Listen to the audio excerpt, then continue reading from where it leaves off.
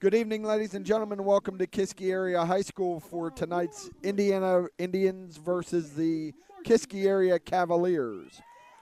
Tonight, unfortunately, we're not going to have my colleague Jack Benedict with us. He's doing the radio on a cell. Trevor Smith will be back at quarterback for Indiana, so that's good news. They're still without their two starting guards, the Clark brothers, Adam and Alec. So that's going to be a challenge for Indiana. As far as some keys to the game tonight, Indiana's offense, they need to become consistent. They need to be able to run the ball and throw the ball, and having Trevor Smith back, that will help them.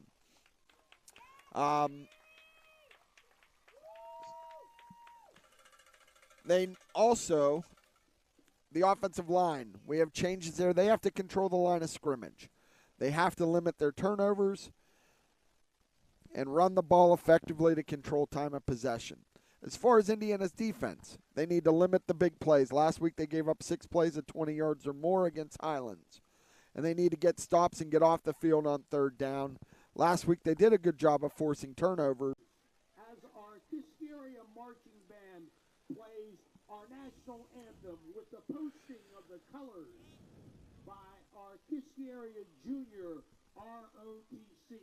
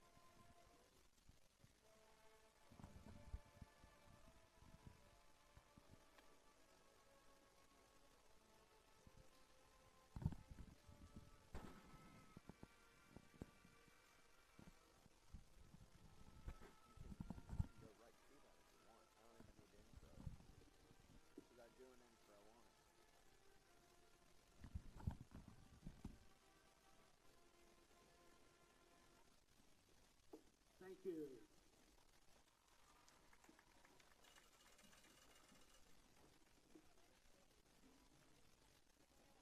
Ladies and gentlemen, Richard J. Gill Field is a smoke-free facility. We ask you to strictly adhere to that policy. To the Indiana Total Therapy pregame show, I'm joined by Indiana head coach Brad Wright. Coach, we're at the halfway mark of the season. Where do you feel your team is at right now? Well, there's always peaks and valleys in a high school football season, and I thought, we came out strong in the first, few games, and I liked the direction we were going in, and then we hit a little skid there, and I think with the mental performance and our level of physicality this past Friday night, especially in the first half, I think we're starting to get back into the flow of things, and getting our quarterback back really helps things out. And I really expect to see a much better performance this Friday night. Yeah, it probably didn't help that you were playing arguably the two best teams in your section. So, all right. So last week you were without your quarterback, Trevor Smith. Mm-hmm. Where are you on the injury front this week? Well, really, it's almost basically the same. We are potentially going to be missing one of our split ends. We had somebody step in his void tonight and take some reps. Still waiting to hear the report on whether he's going to be out officially, but we just got to really, again, I know I keep saying this, but it's true. You got to have the next man up. Everybody deals with this stuff, and you can't feel sorry for yourself. And we have to go out and execute, and whoever's put in there has to come in with the right mentality and be ready to battle.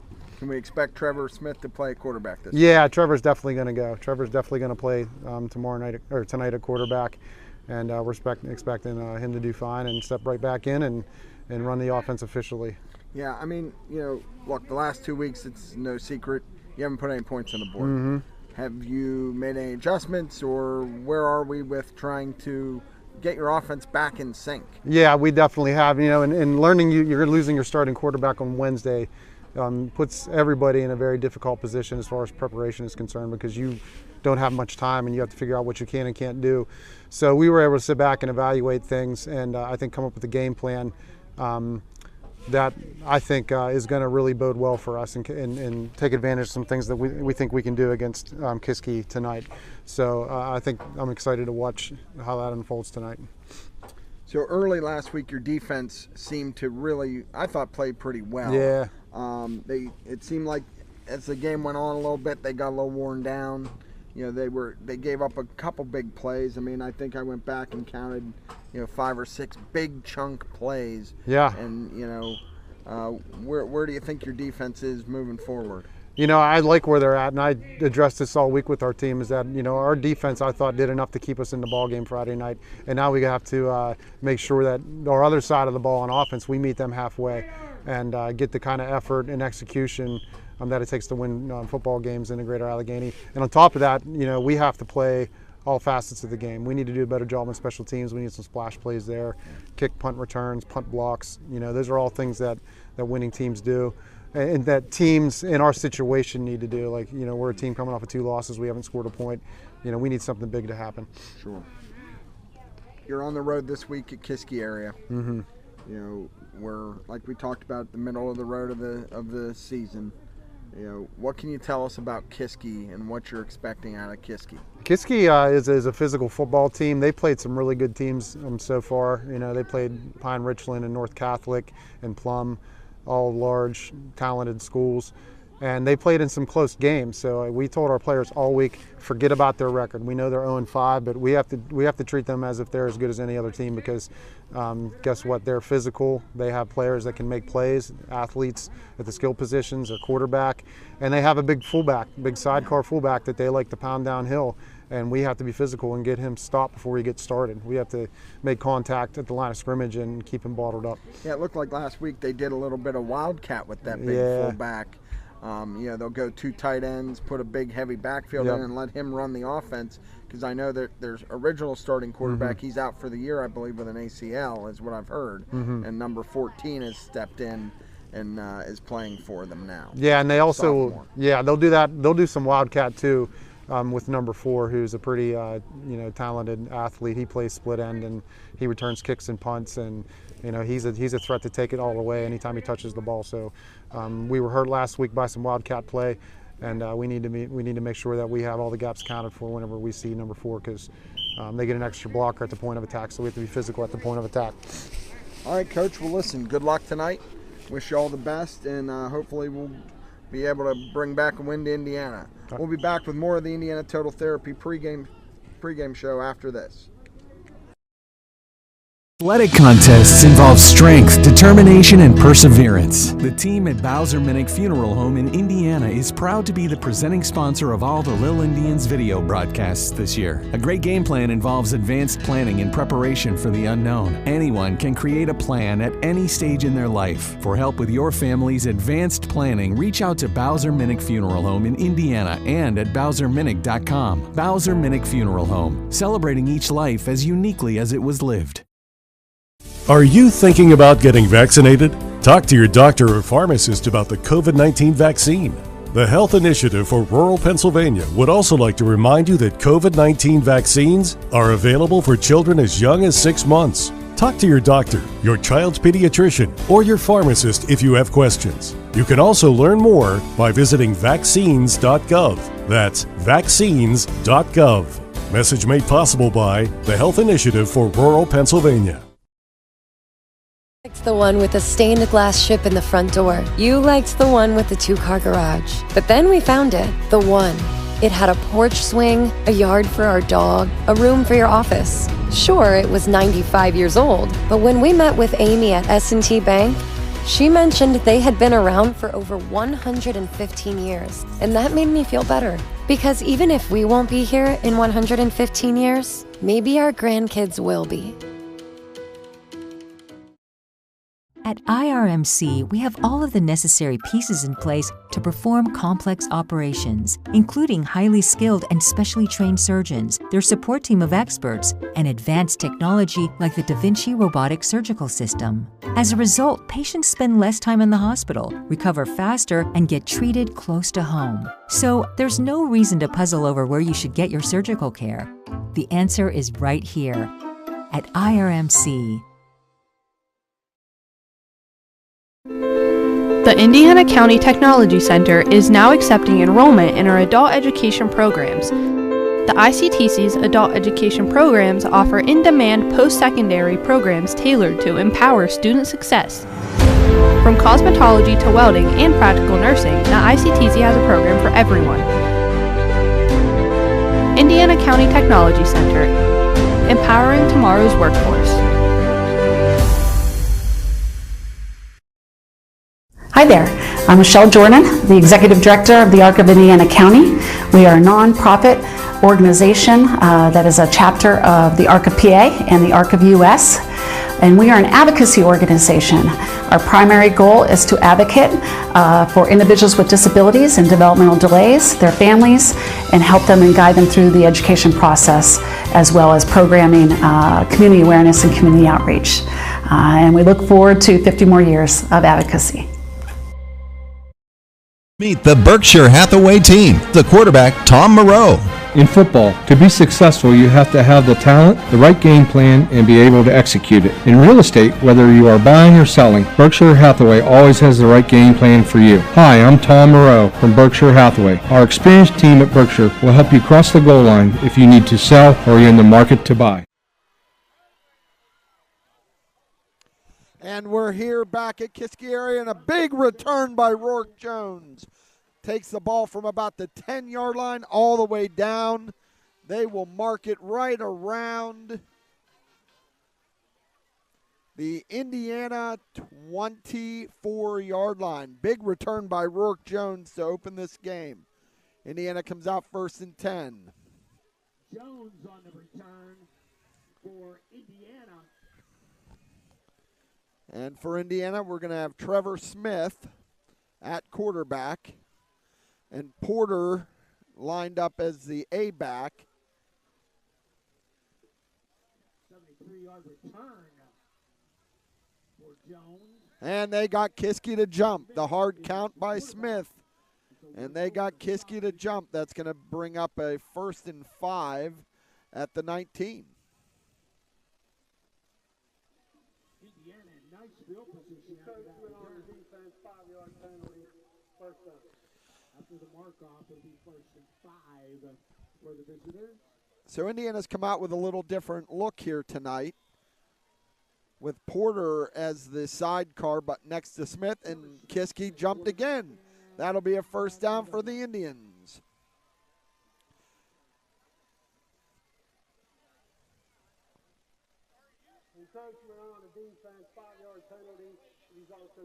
So Indiana came out and they did a hard count on both plays, and Kiski jumped on both. So it'll be a 1st and 10 at the 13 for the Indians. Again, Trevor Smith in the shotgun. Porter at a sidecar. Doherty as a blocker. You've got Kowchuk, McFarland, and Mill. Mill spread out as the Indians move left to right.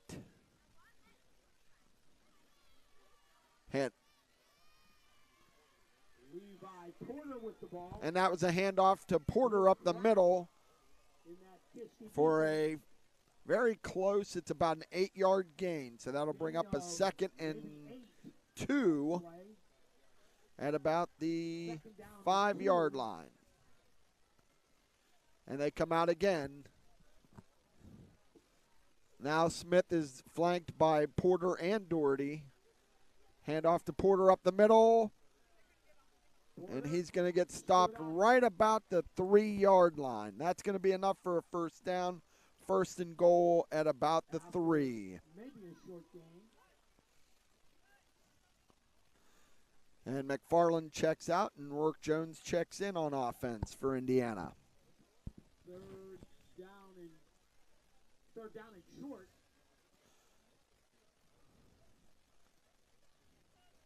I can't tell. They dropped the sticks. It looks like it still may be third and short. Nope, first and goal. First and goal at the 3.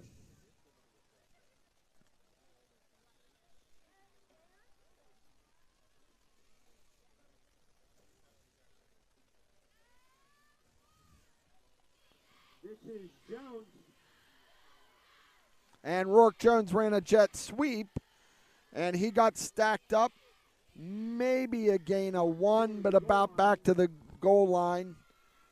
There was penetration in the Indiana backfield, and he ended up being brought down by the Cavaliers, number 16, and that is Brennan Moore. So that'll bring up second and goal at the 2. Indiana lines up. You got Smith. Doherty up the middle. Touchdown. Touchdown, Garrison Doherty on the run right up the middle. Indiana's on the board. 6-0 Indiana at the 10:07 mark. So Indiana came out. They had the short field. They were able to get the ball in a couple penalties, got the ball in the red zone, and were able to punch it in. Tristan Redinger on to kick, McFarland on to hold.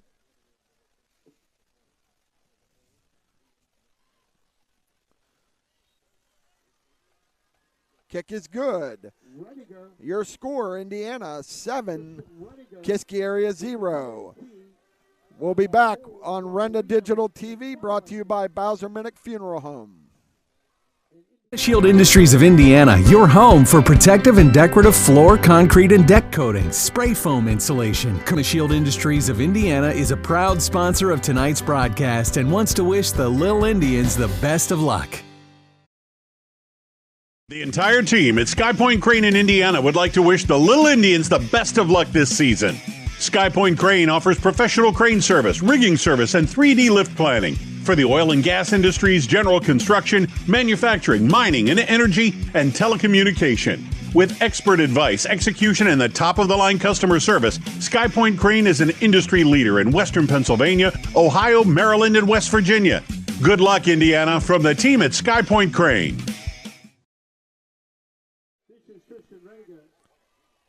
Redinger on to kickoff for Indiana. And it's a kickoff. They get it about the 15, and oh boy.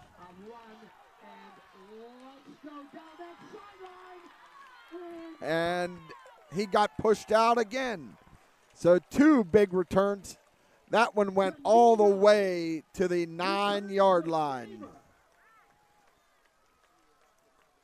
So that was Dominic Danino and Tristan Redinger and Evan Brocious on the tackle.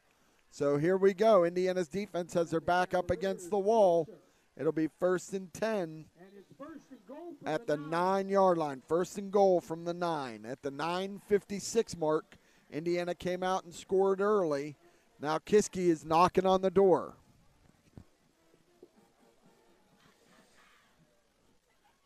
Number 14 is under center, Carson Heinley. The quarterback for the Cavaliers. They come out in the pistol, and they go wide open pass, touchdown. One play, that was a pass that appeared to number 10, Davian Pope. I'm sorry, number 11, Dominic Simmons. So now Kiski Area is on the board.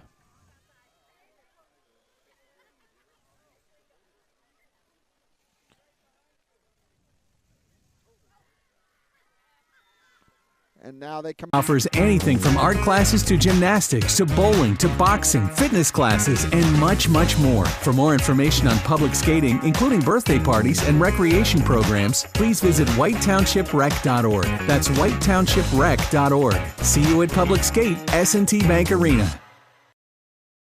Luther Ford, one trusted name, two great locations. Right now at Luther Ford, order your new Ford and lock in 2.9% APR financing for 60 months, no matter when your new vehicle comes in. That's right, order your new vehicle now and your interest rate is locked in even if rates go up.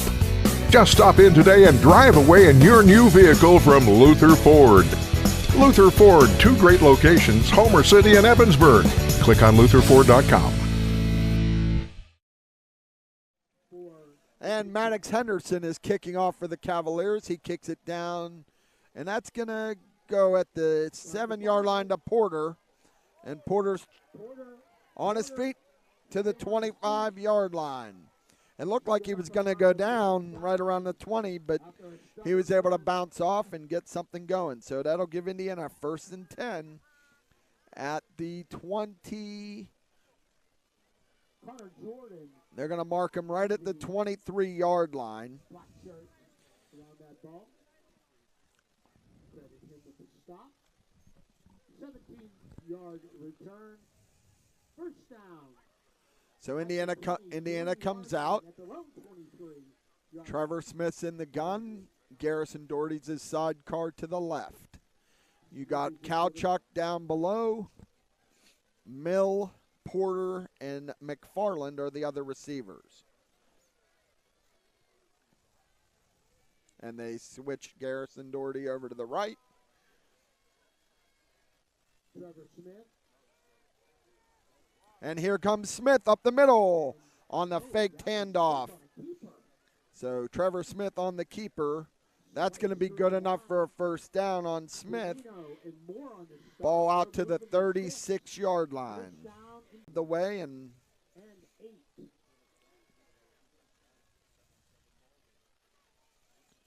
so Smith, you have two receivers to the left, two receivers to the right. Smith is in the shotgun. Doherty is a sidecar to the right. And Smith back to pass. Looks over the middle, incomplete. He was trying to get a crossing route to Liam McFarland, and that ball was tipped and batted incomplete. That's going to bring up a 3rd down and 8 from the Indiana 37.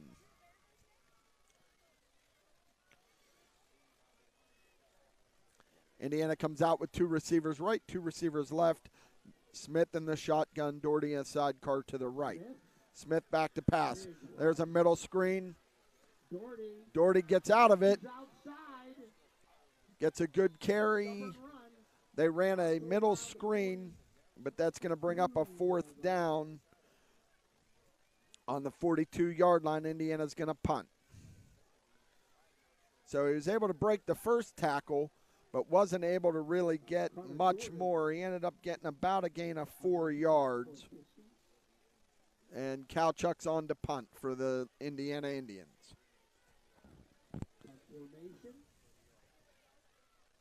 Last time they had the ball, they won play for a 9-yard touchdown.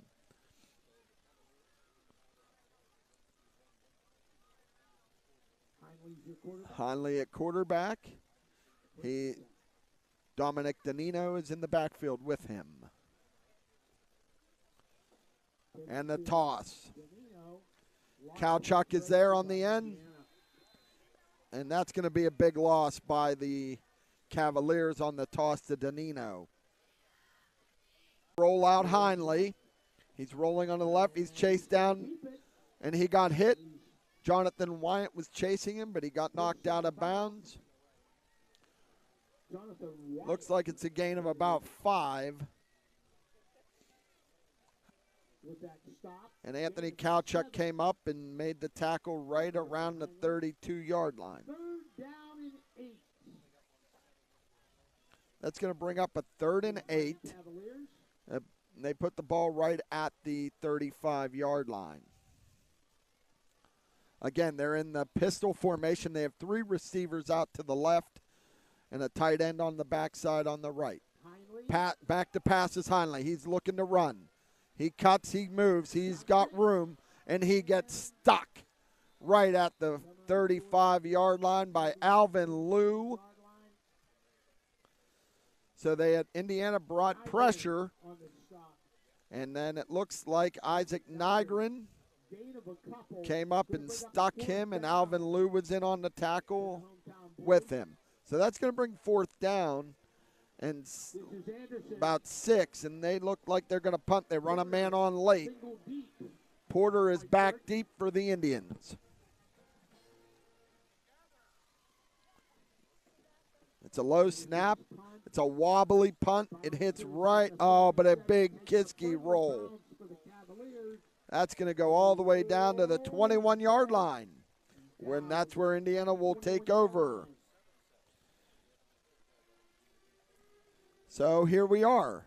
So both teams scored early on big kickoff returns, and then Indiana went 3 and out and punted. Now on defense, they held Kiski to a 3 and out and punt. So Indiana has an opportunity here to settle things down. At the 6:09 mark, our score is 7-7, and Indiana comes out. So that'll bring up 2nd and 5 from the 26.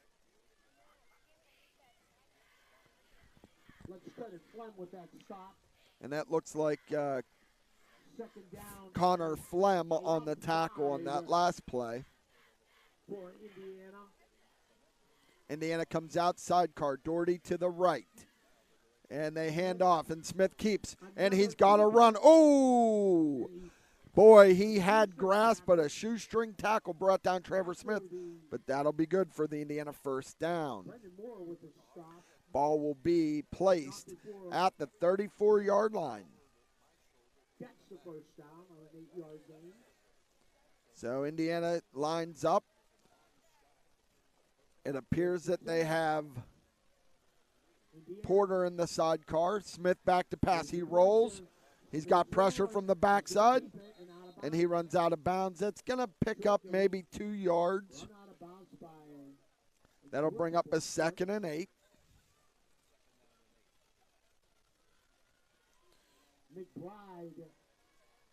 That'll put the ball at the 36. The clock is stopped. He's 5:04 in a 7-7 game. Indiana comes out.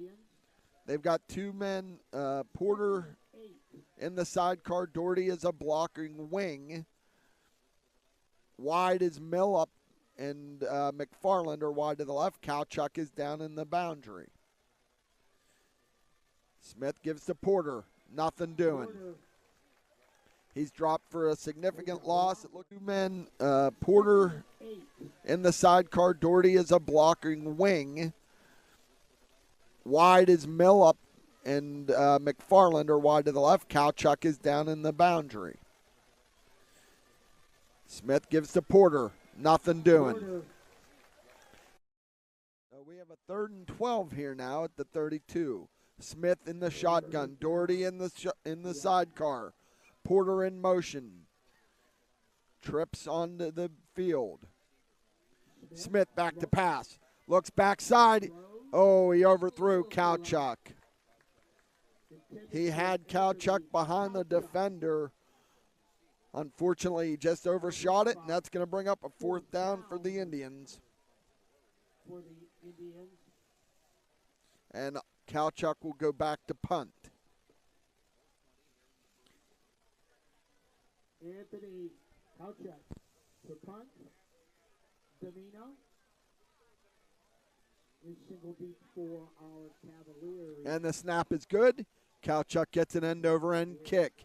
And it's short and fair catch called for at the 43-yard line. Your score at the 4:15 mark is Indiana 7, Kiski Area 7. And Kiski Area is going to be back out on offense. At their own 42-yard line. So, a battle of field position now. It's 1st and 10 at the 42 for Kiski Area. They come out. Heinley is in the pistol. He's got wide receivers. The tight end shifts. He's got a H-back, and now the handoff up the middle. Isaac Nygren on the tackle. It's 1st and 10 at the 42 for Kiski Area. They come out. Heinley is in the pistol. He's got wide receiver and 6 at the 47-yard line.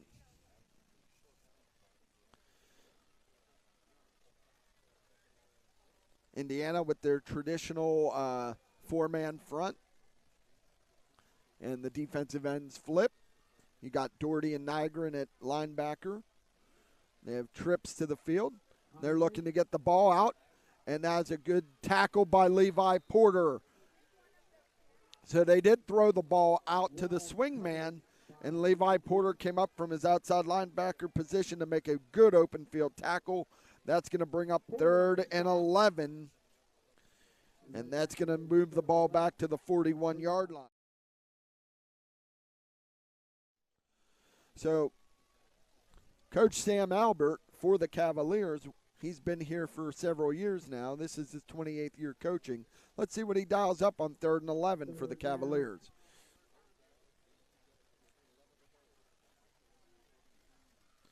Man in motion, and it's a jet sweep. And it's a good tackle by Jonathan Wyant as they tried to get the ball on the jet sweep to Dominic Simmons, but John Wyant was having none of it for the Indians, and that's going to bring up a 4th down, and we'll see. It looks like they're going to bring out Connor Flem to punt. So that'll bring up a 4th and 12. And that ball will be sitting right at the 40. And that's Levi Porter. Levi Porter back deep for the Indians. Snap to Flem is good. A rugby-style kick goes over towards the Indiana bench. It's high, and it takes another Kiski Area roll. And that's going to put Indiana right at the 1st and 10 at the 21-yard line with 2:03 to go in the first quarter. You're on Renda Digital TV, brought to you by Bowser Minnick Funeral Home. We'll be back after this. And we go back and forth. Indians ball. 1st and 10. At their 21-yard line. Make it. Sponsor of all the Lil Indians video broadcasts this year. The team at Beyond the Sunset can guide your family in creating a meaningful ceremony to honor the life and memory of a beloved pet. When you need help with this celebration, you can find them online at beyondthesunsetpets.com, helping families and friends honor their loved one. And he keeps it, and he finds a lane. Over the 30 to 31, and that's a 1st down. And welcome back to the Indiana High School football versus Kiski Area. Indiana came out, had the ball 1st and 10 to the -21, and they ran a quarterback keep to Trevor Smith for a gain of 10 yards. So Indiana's 1st and 10, now at the -32-yard line. Indiana comes out. They have trips to the right. They have Smith in a shotgun, Doherty in the sidecar. Smith's back to pass. He throws the ball down and going for McFarland, and that's overthrown and complete. On the coverage for the Fighting Cavaliers. That'll bring up 2nd and 10. Danino on the coverage. Indiana's trying to get their passing game going tonight, and Trevor just seems to just be a little bit overshooting his receivers right now. We have 1:29 on a stopped clock. It's 2nd and 10 on the 32. Indiana comes out. They have 2 receivers to the right. Kalchuk in motion. Handoff up the middle. And that is Levi Porter with a nice gain up the middle. That's going to bring up a 3rd and about 4, maybe 5.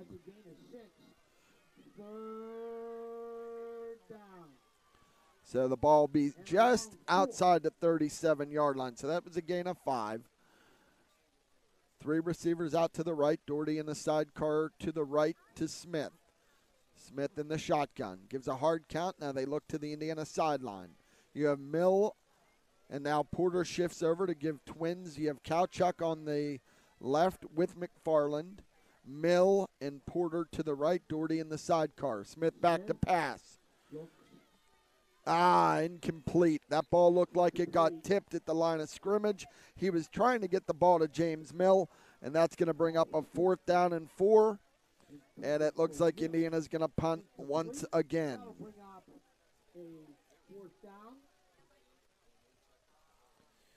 This is Kauchuk in punt formation for the Little Indians. Anthony Kauchuk's back to punt for the Indians. Danino is back to receive the kick. Good snap to Kauchuk. He gets the kickoff. It's a low line drive. Danino catches it at the 28, and he comes upfield. There's going to be a flag on the play, and Danino's gone.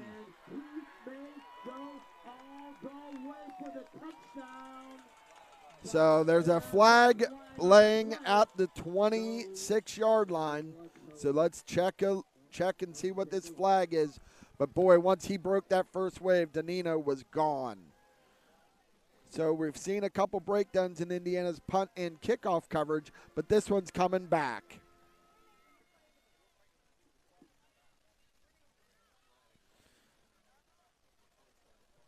Walking the back on a return team number 1. Penalty from the spot of first down 50. Kiski is called with a block in the back, so that will move Kiski back. They will start their drive. And we'll see where they're going to mark this. It appears that it'll be marked all the way back to the 15-yard line.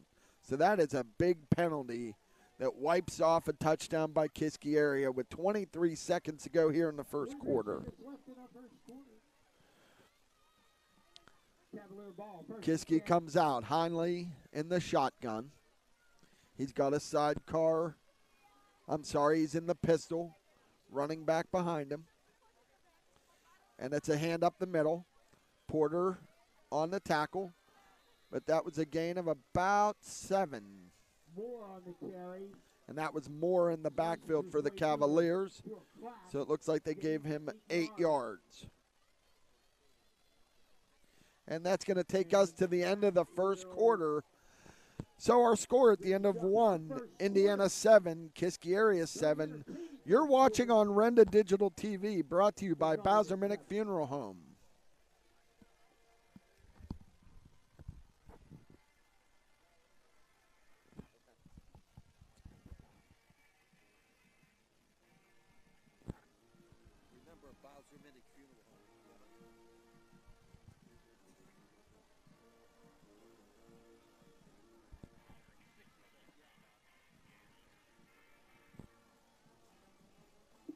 Ladies and gentlemen, our next home game is 2 weeks from tonight when we host the neighboring Highland Rams right here, 7 o'clock. 2 weeks from tonight, the Rams of Highland are here at the Dill.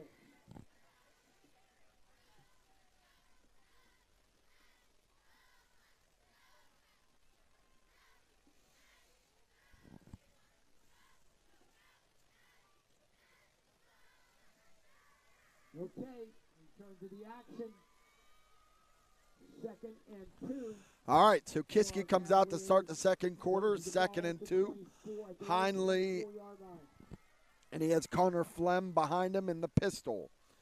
Blocking back up front. One wide receiver to the right, one to the left. Heinley's back to pass. He's going long, incomplete. Evan Brocious on the coverage for the Indians. They had one-on-one, and they tried to take a deep shot. That's going to bring up a 3rd and 2 at the minus 24-yard line. That was Danino flashing down that sideline. As I said early at the broadcast, we don't have Jack Benedict tonight. He's doing just radio exclusive because we have to do it with a cell phone tonight. So I'm with you on Renda Digital TV, brought to you by Bowser Minnick Funeral Home. So we have Heinley in the pistol, Flem behind him, H-back in motion, hand up the middle, and he runs into stiff contact by the Indians. Looks like Nygren on the tackle. And it looks like he's going to be a yard short, and they have a man down.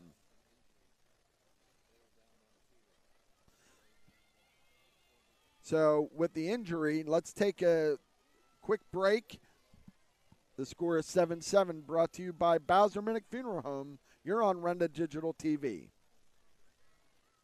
The Indiana County Technology Center is now accepting enrollment in our adult education programs. The ICTC's adult education programs offer in-demand post-secondary programs tailored to empower student success. From cosmetology to welding and practical nursing, the ICTC has a program for everyone. Indiana County Technology Center, empowering tomorrow's workforce. That was 4 on the carry. We have a short of the sticks. Fourth down. And we're back here at Kiski Area High School at 11:40 position here as they've both continued to punt. So Indiana will come out. They'll have 1st and 10 at the Indiana 44-yard line. With a return to the 9-yard line, and one play they hit a pass for a touchdown. So that sets the stage. Here we go. Indiana comes out. Trevor Smith in the shotgun. Doherty in the backfield. The swing pass to Doherty. He's got the ball at the 40 to the 40 to the 35. And that's a big swing pass by Trevor Smith to Garrison Doherty, and that'll bring up a 1st down at the Indiana 35. I'm sorry, at the Kiski Area 35-yard line. At the 34-yard line. So what Indiana did there was they just ran a little swing pass to Doherty, got him out on the edge, and he was able to make something happen. Trevor Smith in the shotgun. Porter in motion. Doherty up the middle. And he's got a gain of about 4 yards. He'll get it to the 30-yard line. That'll bring up 2nd and 6.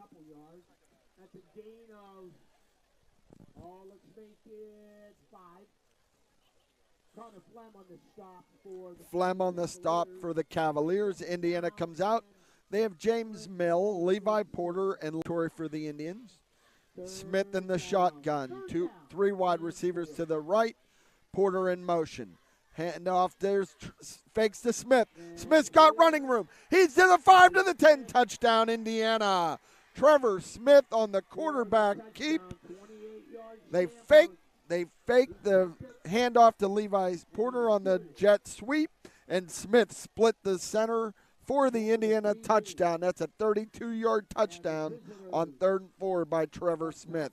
Indiana puts it on the board. Here comes number 22, Tristan Redinger, in to attempt the extra point. It looks like Indiana may have had too many men on the field. Let's see what the call is. Indiana was trying to run a player off at the end. They had too many on, and that was Garrison Doherty. He was on the field. There might have been confusion as to who was there, so they'll back it up 5 yards, and Redinger will go with the kick here. Okay, after the mark-off, Indiana will try to PAT. So now this will be a 25-yard extra point. And that kick is up, and it is no good. Your score remains Indiana 13, Kiski Area 7. At the 9:52 mark, we will return to Kiski Area. Indiana 13, Kiski Area 7. This is on Renda Digital TV, brought to you by Bowser Minnick Funeral Home.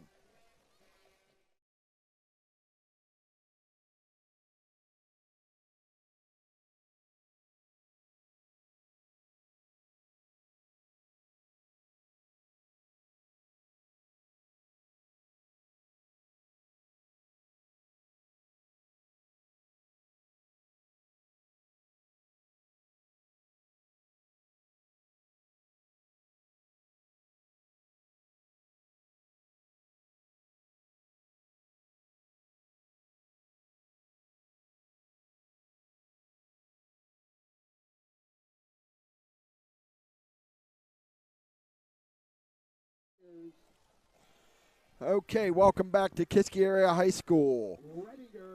Indiana just took the lead. Tristan Redinger is on the kickoff for the Indians. The Cavaliers have Danino deep.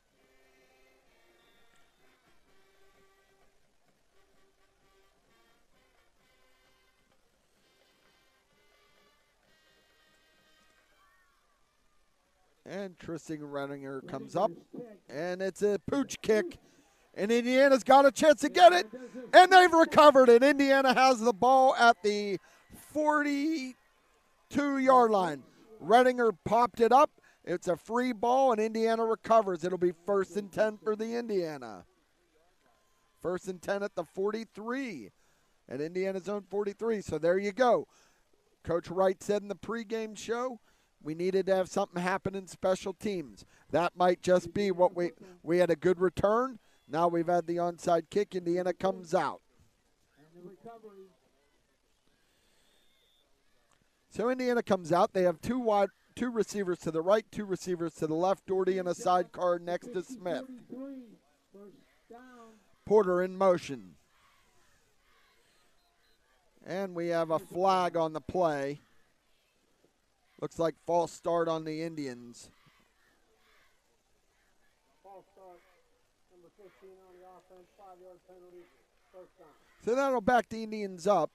1st down and 15 at the 48-yard line. It's by the Indiana line, and they have really done a good job. Porter goes all the way down to the 10-yard line. It'll be 1st and goal at the 10 for the Indians. 38-yard Stamper. 38-yard run by Porter. So they've done a good job tonight at trying to get Levi Porter in the game and getting him running north and south instead of the jet sweeps. So he's had a nice night tonight. Smith in the backfield. He's in the shotgun. Doherty's to the right. We have a tight bunch on the left. Rourke Jones in motion. Hand off to Jones in the backfield, and he's going nowhere. That's going to be a loss of 5. Tackled for a loss by the Cavaliers. So that'll bring up 2nd and goal now at the 15. And they tried to run a jet sweep to Rourke Jones, and there was no one there, nowhere to go. And it looks like number 11, Dominic Simmons, was on that tackle. Indiana's leading 13-7 with 8:40 to go. Porter in motion. Hand off to Porter. Smith up the middle. Nothing. So Indiana on this drive all of a sudden has started to go backwards. It's going to bring up a 3rd down and goal at the 16.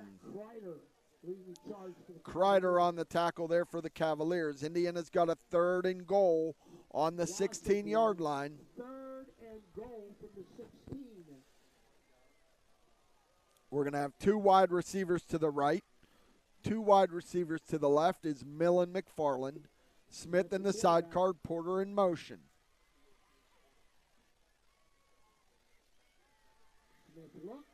He's got a man. Anthony Kowchuk with the catch at about the 4-yard line. It's going to bring up 4th down and goal at about the 4-yard line, but that was a nice pitch and catch by Trevor Smith on the slant route. Kowchuk made a great catch and a big hit. So we'll see what Indiana's going to do here now on the 4-yard line, 4th and goal. They're going to go for this.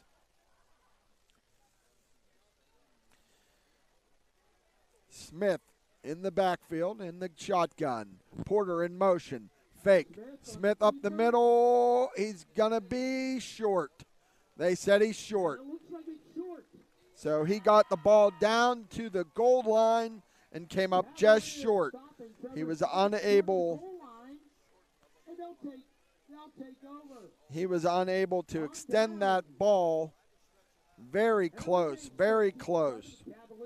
It'll be Kiski's ball at the 1-inch line, 1st and 10.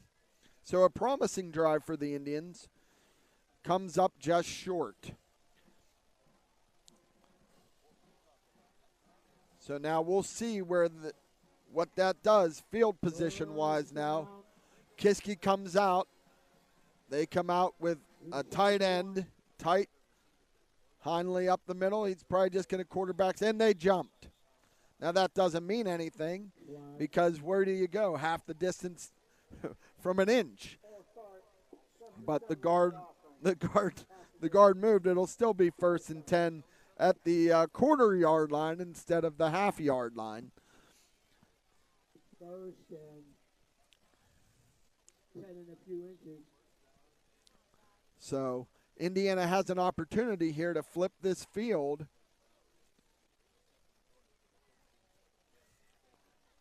Kiski Area comes out. They have a tight end to the right, 2 receivers to the left, and 2 right. And they're under center, and they're just trying to push it out, and they don't get much. Indiana, it's a scrum, and he fights his way. Wow. They end up giving him 4 yards. I don't know. It looked like his forward motion was stopped. More than a few. Out to the 5-yard line. Good gracious. Hindley gets 5 yards on that. I thought his progress had been stopped, but the referees disagree. So it'll be 2nd and 5 at the 5. 2nd and 5 for the Blue. And now we have a stoppage in play. Timeout. Kiski Area calls a timeout. So we'll be back at the 6:32 mark. Indiana leads 13-7. You're watching Renda Digital TV, brought to you by Bowser Minnick Funeral Home. Luxembourg's Jewelers, a proud supporter of all the area athletes, would like to wish the best of luck to all the Heritage Conference schools and, of course, the Indiana Little Indians this season. With 2 convenient locations, Luxembourg's Jewelers is the winning choice for gifts of any occasion. Show your school pride with gifts ranging from beautifully logoed coffee mugs, keychains, money clips, water bottles, and more. From the Indiana Mall to downtown Indiana, Hip, Jeff, and the Luxembourg's team wishes everyone an MVP season. Luxembourg's Jewelers is Indiana's jeweler.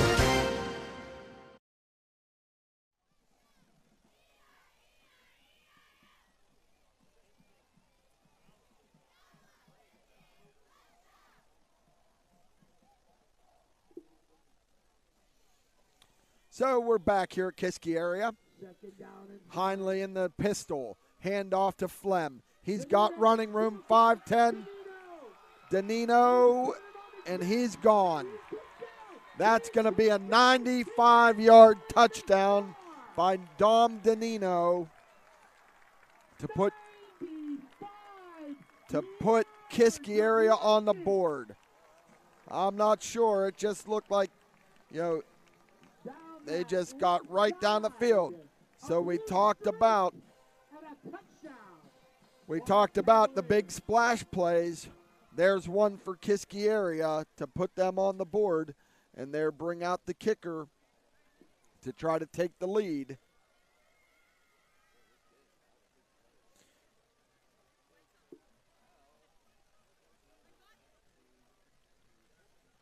And Flem is on to kick. The snap to Hindley. The kick is up. And the kick is good. So your score at 6:19, Kiski 14, Indiana 13. You're watching Renda Digital TV, brought to you by Bowser Minnick Funeral Home. We'll be back after this. This is State Representative Jim Struzzi, and like most of you, I find myself ready to watch some Friday night football, and this season is no different. I want to wish all our area athletes, band members, cheerleaders, and all who participate the best of luck for a safe, successful, and fun-filled season. These games wouldn't happen without the support of the community, and as a parent, I know the importance of after-school athletics and programs keeping our youth's mind and body ready to tackle life's hardest lessons. From me and my staff, good luck, and I'll be rooting for each and every one of you. Whether your goals include college education funding, retirement planning, generating income, or reducing taxes, at Crimson Wealth Management Group, we've got you covered. We make it easy for you to make the right decisions by offering you access to a comprehensive array of investment products and wealth management strategies under one roof. One stop for all your financial needs. Crimson Wealth Management Group is committed to helping you pursue your goals, whatever they may be. Stop in and speak with me, Doug Steve, today. You'll be glad you did. Securities and advisory services offered through LPL Financial, member FINRA SIPC. All right, welcome back to Kiski Area. Kiski Area is lined up to kick off. They just went 99 yards on 3 plays to give them the lead. Kiski Area 14, Indiana 13. Jones is back deep. This ball will be kicked to Porter at the 12. Here comes Porter up to the 20, the 25. There goes Porter on the 30. He's at the 35 and out to the 50-yard line, but there is a flag. There is a flag. But let's see what we have. Emmerling on the stop for the Fighting Cavs.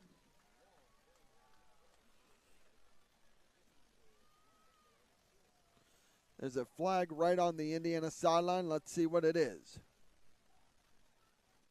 Indiana's backing up, so it looks like it's going to be on Indiana.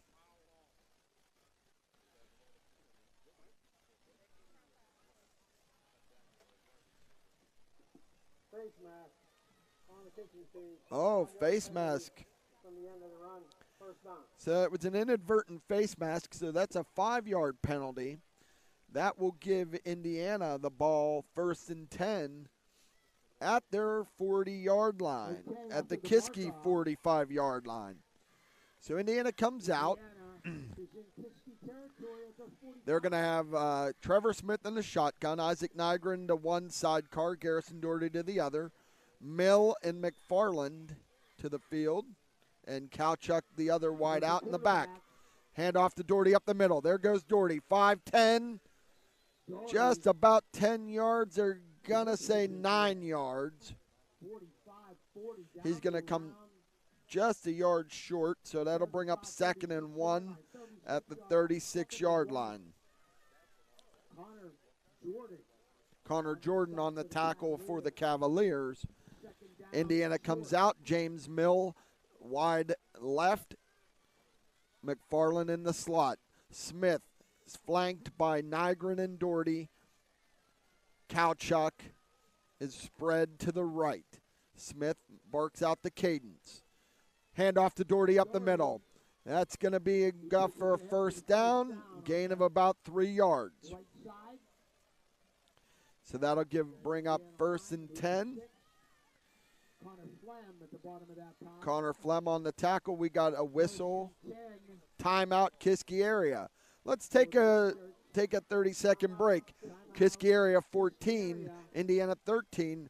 This is Renda Digital TV, brought to you by Bowser Minnick Funeral Home.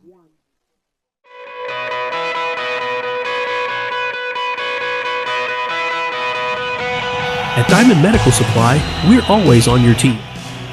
No matter your sport, you can count on our support. With braces, bandages, biofreeze, and so much more, all to keep you in the game. We're a winning care solution, no matter what you play. Diamond Medical Supply, keeping you healthy this season because we care about care.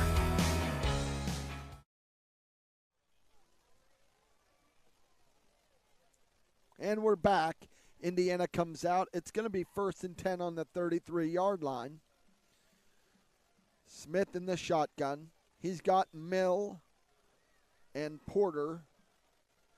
And Kowchuk is the other wide receiver. Porter in motion. Doherty in the sidecar. Trips. Smith back to pass. He's got Doherty. Doherty's going to go for the touchdown. Trevor Smith to Garrison Doherty on the swing pass, 33 yards. Smith to Doherty on the pitch and catch. Indiana takes the lead. That'll put Indiana 19, Kiski 14, and here comes Tristan Redinger. Oh, Indiana looks like they're going to leave the offense on and go for 2 here. At the 5-12 mark, leading by 5, they're going to try to get this up to a 7-point lead. And they got 17 seconds on the play clock. They look to the sideline for the call. They've got 3 receivers to the right, 1 to the left. Smith rolls out on the roll. He's looking wide in the end zone, and that's good for the 2-point conversion. Complete to Liam McFarland. Indiana converts. Your score, 21. Indiana, Kiski Area 14 at the 5-12 mark. We're brought to you by Renda Digital TV, brought to you by Bowser Minnick Funeral Home. And we'll be right back with a very offensive game. The Coney Island Restaurant wishes all the Indiana football teams the best of luck this season. The Coney is proud to say it has served the Indiana community for over 88 years. The Coney is a full-service restaurant with indoor and outdoor dining. The Coney also has full banquet facilities for whatever function you're planning. Visit the Coney website at theconey.com.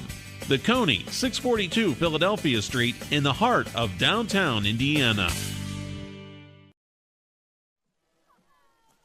And we're back at Kiski Area High School. Indiana just took the lead. This has been a back-and-forth battle tonight. At the 5:12 mark in the second quarter, Indiana has a 7-point lead, 21-14. They just went down the field on a 3-play, 45-yard drive. The touchdown was a pass from Trevor Smith for 33 yards to Garrison Doherty out of the backfield. Redinger set to kick off. And he toes the ball. It's a squib kick up the middle, and it's down at the 31-yard line. So Kiski Area will come out and take over on offense. 1st and 10. And that ball appears to have been recovered by Braden Anderson. Braden is the son of former Indiana great and Penn State star Bill Anderson, who played at Indiana High School graduated in 1992. So now Indiana needs to get a stop here at the 5:12 mark so they can get their offense back on the field. Heinley comes out in the pistol. He's got Connor Flem behind him. 3 receivers to the right, and he's back to pass. Quick pitch, and they got something. Anthony Kowchuk is there to make the tackle, but not until they get a big gain. Ball's out to the 45-yard line. So it'll be a 1st and 10 at the Indiana 45. Anthony Kowchuk made that play. And that wasn't anything more than just a quick screen pass. And they were able to, Kiski was able to make a play. So again, the Indiana defense, they have to come up with an answer here at the 4:45. And that was Isaiah Gonzalez. Heinley's in the pistol. Hand off to Flem. Flem gets stretched out. He's get the corner. And he's going to get inside the 40-yard line to about the 38. That'll bring up a 2nd and about 3. Maybe 2. Looks like Cosentino and Evan Brocious on that tackle.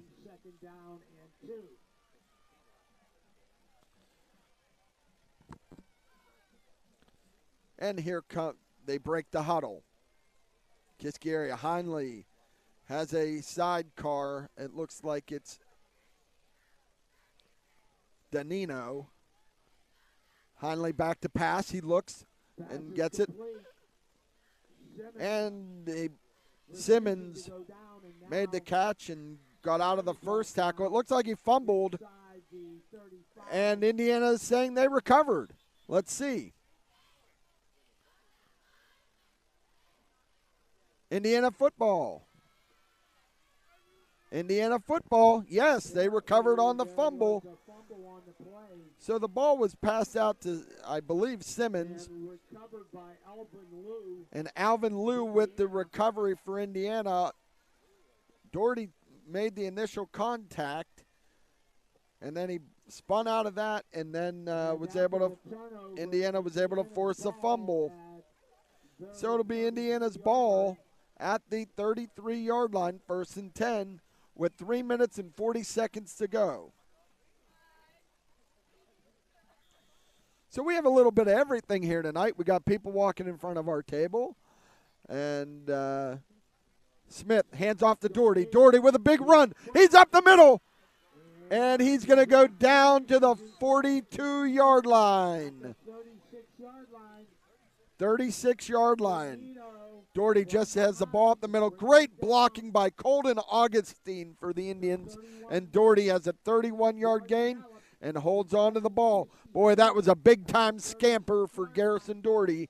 3 minutes and 22 seconds on a moving clock. 1st and 10 for the Indians. And so they come out. We've got 2 receivers to the left, 2 receivers to the right. Doherty's in a sidecar to the right. Smith, Porter in motion. Smith takes a look, trips now to the field, and Smith back to pass. He rolls out, and he's got wide open, and that is going to be a touchdown. Liam McFarland from Trevor Smith. Wide open. Indiana did a great job of rolling him out. McFarland there. It just didn't have a chance off the foot. So at 2:51 left in the second quarter, Indiana's leading 27, Kiski Area 14. You're watching Renda Digital TV, brought to you by Bowser Minnick Funeral Home. We'll be back after this. This is State Senator Joe Pittman, wishing all of our student athletes and their families every success. Friday Night Lights are always exciting, and I recognize how important it is for students to be involved in activities, whether it be in athletics or the performing arts. I salute not only all of our students, but also all who guide them, on and off the gridiron, and I wish all of our hometown teams the best of luck this season.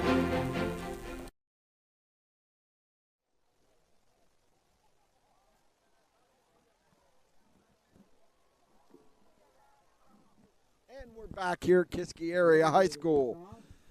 We're in the second quarter of this very exciting action between Indiana and Kiski Area. Tristan Redinger set to kick it off from his own 40-yard line, and he tees the ball, and we got whistles.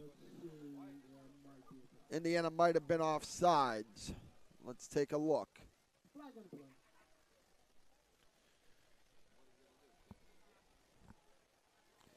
And that's going to have to be. Yeah, Indiana was offsides, and they blew it dead. That'll be a 5-yard penalty. I'll march it back to the 35, and we'll do it again.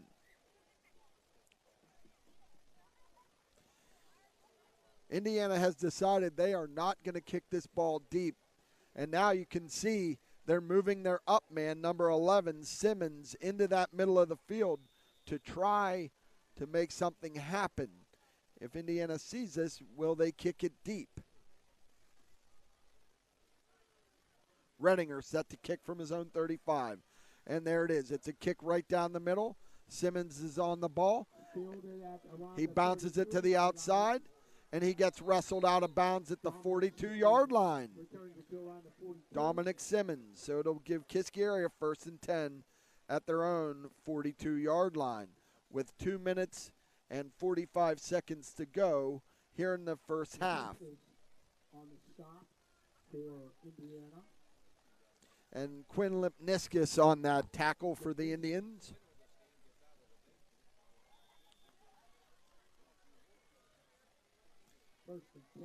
Kiski Area brings out Heinley. Heinley, he has a pistol. It looks like Flem behind him. 3 receivers to the left, 1 to the right. Snap to Heinley.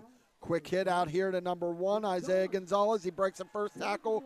He makes the second tackle. Ben Cochran, the nose tackle, goes all the way down and makes the tackle. What an effort by Benjamin Cochran to make that tackle. So that's going to be a 1st and 10 at the 37-yard line, but that was a tremendous effort by Benjamin Cochran. And Kiski Area comes out. They have Heinley in the pistol. They've got 2 receivers right, 2 receivers left. Man in motion is number 4. Connor Flem checks into the game.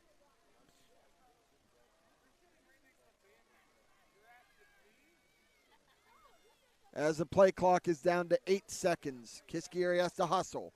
Flem, the setback behind Heinley. Heinley fakes the handoff. He rolls left.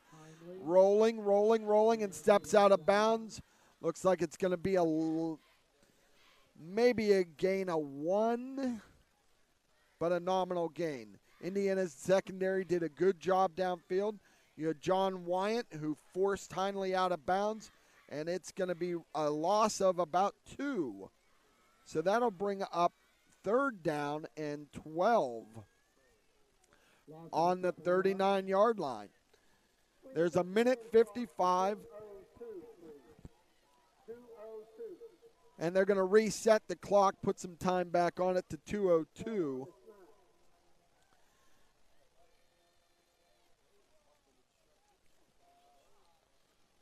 So they'll put it on to 2:02 on the clock. Okay, back to the action.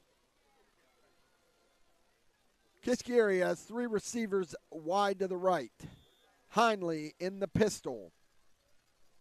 Back to pass. Heinley looks. He throws on the wheel route, incomplete. What they did was they set up Danino out of the backfield. He ran what we call a wheel route, where he just comes down and goes long. And Heinley tried to get the ball to him, but overshot him. Good coverage there by Evan Brocious. That's going to bring up 4th down and 12 at the 39. There's a minute 57 left.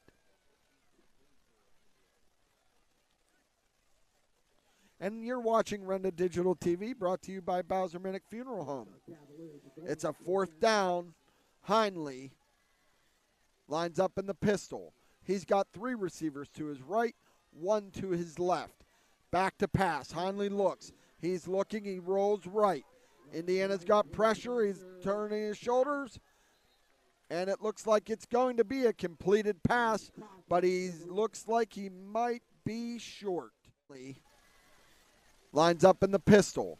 He was a completed catch, but Indiana was there on the coverage, and he will be short of the sticks. Indiana will have the ball, 1st and 10, with 1 minute and 49 seconds to go.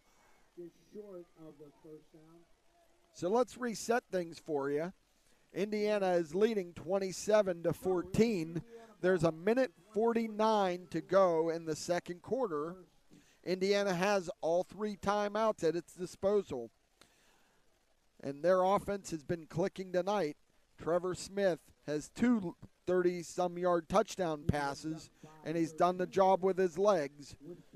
So Indiana will start with the ball at the 28-yard line. And they have Smith in the shotgun. 2 backs flank him. Here's a handoff to Porter. Porter looks. He gets the edge. He's outside. He's to the 40. He's to the 50. He's to the 40. There's going to be a flag on the play.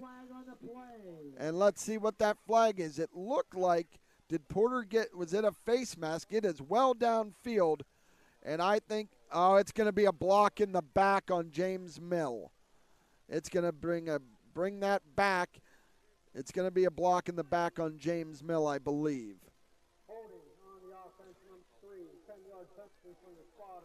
So that's going to be a spot foul. Indiana will still have the ball 1st down.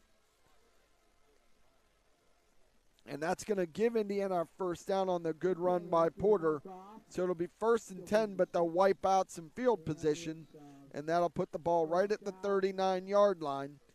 James Mill got called for the hold at the end of the run as Porter had already gone by him.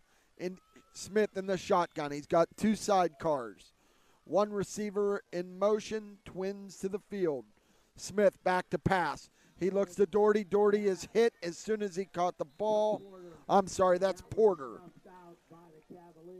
That was Porter on that carry. Indiana calls their 1st timeout.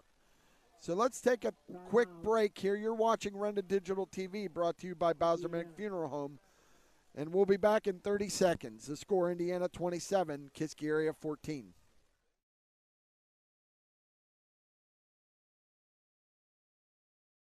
Hi, this is State Representative Jim Struzzi, and like most of you, I find myself ready to watch some Friday night football, and this season is no different. I want to wish all our area athletes, band members, cheerleaders, and all who participate the best of luck for a safe, successful, and fun-filled season. These games wouldn't happen without the support of the community, and as a parent, I know the importance of after-school athletics and programs keeping our youth's mind and body ready to tackle life's hardest lessons. From me and my staff, good luck, and I'll be rooting for each and every one of you.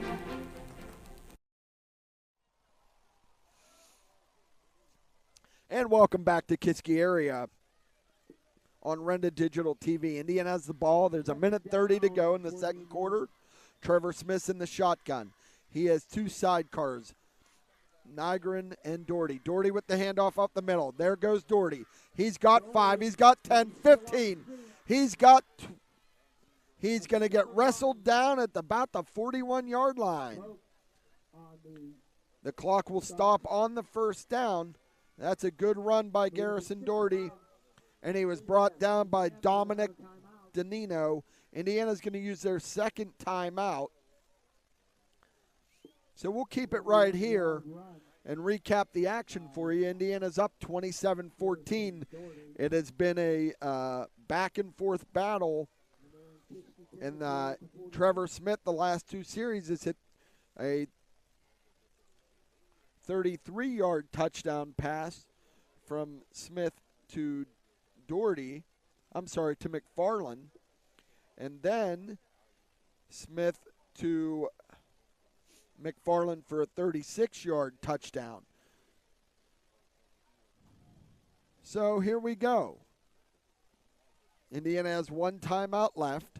They have the ball at the 42-yard line. And here comes Trevor Smith.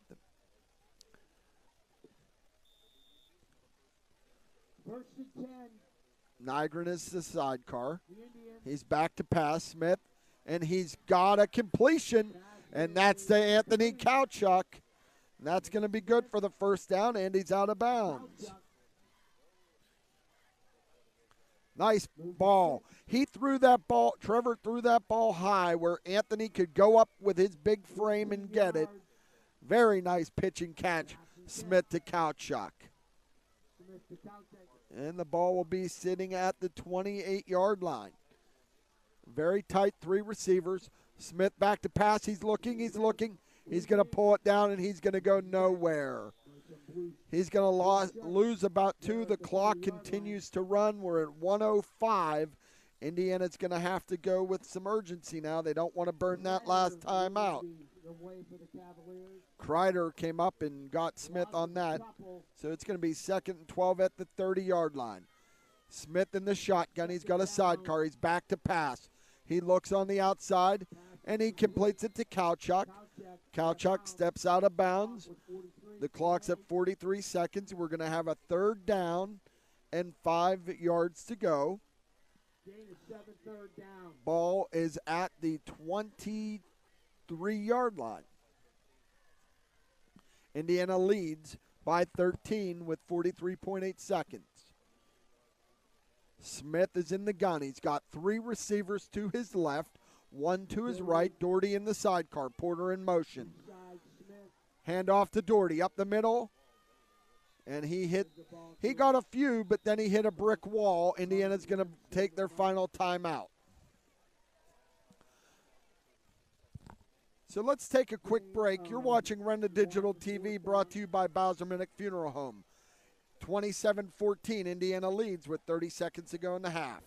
Athletic contests involve strength, determination, and perseverance. The team at Bowser Minnick Funeral Home in Indiana is proud to be the presenting sponsor of all the Lil Indians video broadcasts this year. A great game plan involves advanced planning and preparation for the unknown. Anyone can create a plan at any stage in their life. For help with your family's advanced planning, reach out to Bowser Minnick Funeral Home in Indiana and at BowserMinnick.com. Bowser Minnick Funeral Home, celebrating each life as uniquely as it was lived. And we're back here at Kiski Area. Indiana has the ball on the Kiski Area 22-yard line, 36 seconds before the half, and a 4th down and 4 yards to go. Indiana brings out their offense. They put 3 receivers to the left, 1 to the right. Garrison Doherty to the right in the sidecar. Trevor Smith back to pass. He looks left. He's got Liam McFarland. Oh, and he dropped it. Oh, nice ball on the sideline. Indiana drew it upright, and McFarland had it, and the ball was in his hands. It just hung up just a bit. McFarland tried to tiptoe on the sideline and just couldn't hold on as he came to the ground. So Indiana will turn the ball over on downs. 31 seconds to go. Kiski has the ball back. 1st and 10 at the 32-yard line. And let's see what Kiski Area is going to do. It looks like they're going to line up in the – it looks like they're going to just take a knee here and go in at halftime. But let's see.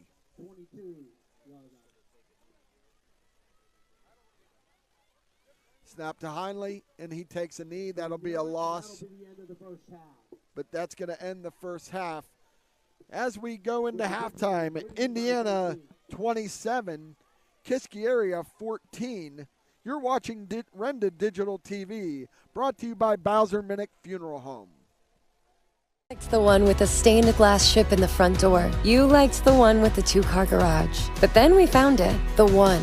It had a porch swing, a yard for our dog, a room for your office. Sure, it was 95 years old, but when we met with Amy at S&T Bank, she mentioned they had been around for over 115 years, and that made me feel better. Because even if we won't be here in 115 years, maybe our grandkids will be. Hi there, I'm Michelle Jordan, the Executive Director of the ARC of Indiana County. We are a nonprofit organization that is a chapter of the ARC of PA and the ARC of US, and we are an advocacy organization.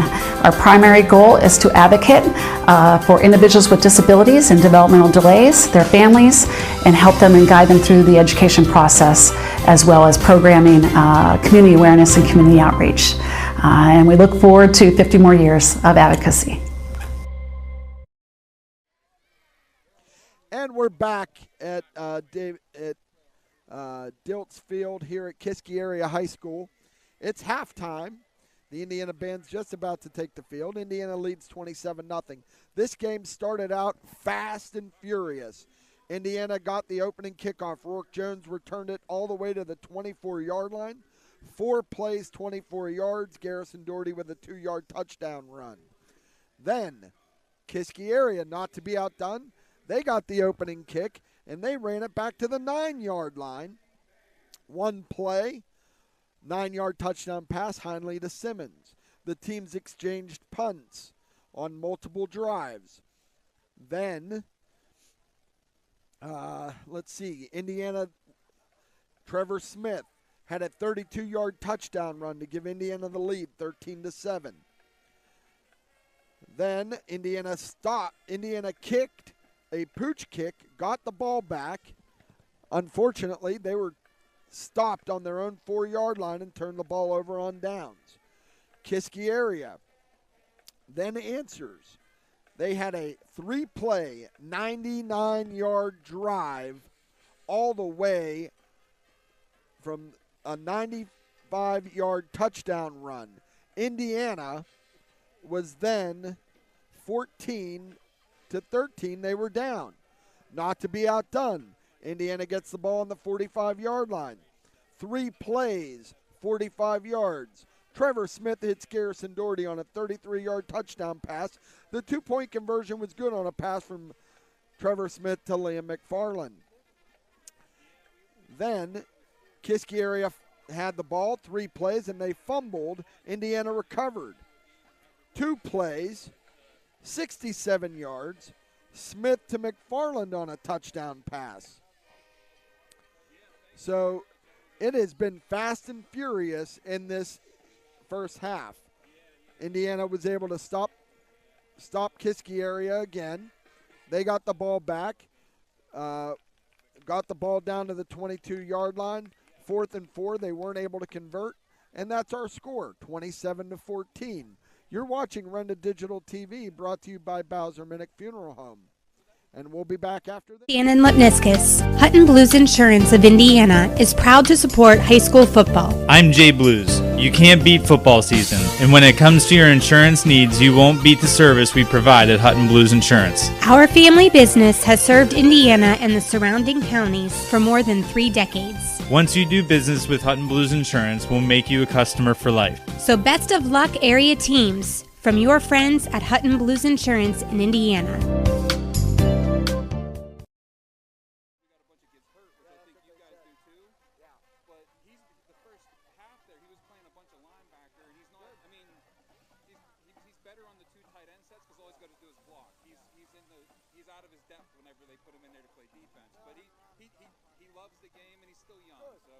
My young one's in 7. Yeah. So. Yeah, that's what your dad was saying. Hey, nice to see you. Nice to see you. I heard you were here. Yeah, yeah. Yeah, Pat Snyder, he saw you, huh? Well, shit, he sat the whole first half. I couldn't get a word in edgewise. Yeah, no kidding. Next to him in the second half. No, he did say, he goes, hey, it was nice seeing you. He goes, maybe I'll see you at the game. So I think you might be heading somewhere else. Anywhere else. Somewhere else. And we're back with you here at halftime. Garrison looks great, man. Yeah, he's doing well. I don't know where he got his athletic. I said it skipped a generation. They went straight from Owen Sr. to... Yeah, my brother Owen and Bob are over there. Yeah, they're over in the 50-yard line. Owen's probably over there showing the dead leg. Well, Kiski needs to implement that because it would be something different. It's been a lot of the same the first 6 weeks. Then losing your quarterback, that didn't help. But I don't know if that was the answer. That did help. You think this could cut it? LeBrin, great athlete, terrible. As a senior, well, he's a attitude guy. His old man's the head basketball coach. And Sam doesn't, Coach Alfred doesn't, he's not a disciplinarian. So like the kids love him, but that's not, this is what we get. Everything else good? Yeah, I mean, like I said, we played Plum to start off the season, he didn't play at all. And then the next week, I think we played Plum.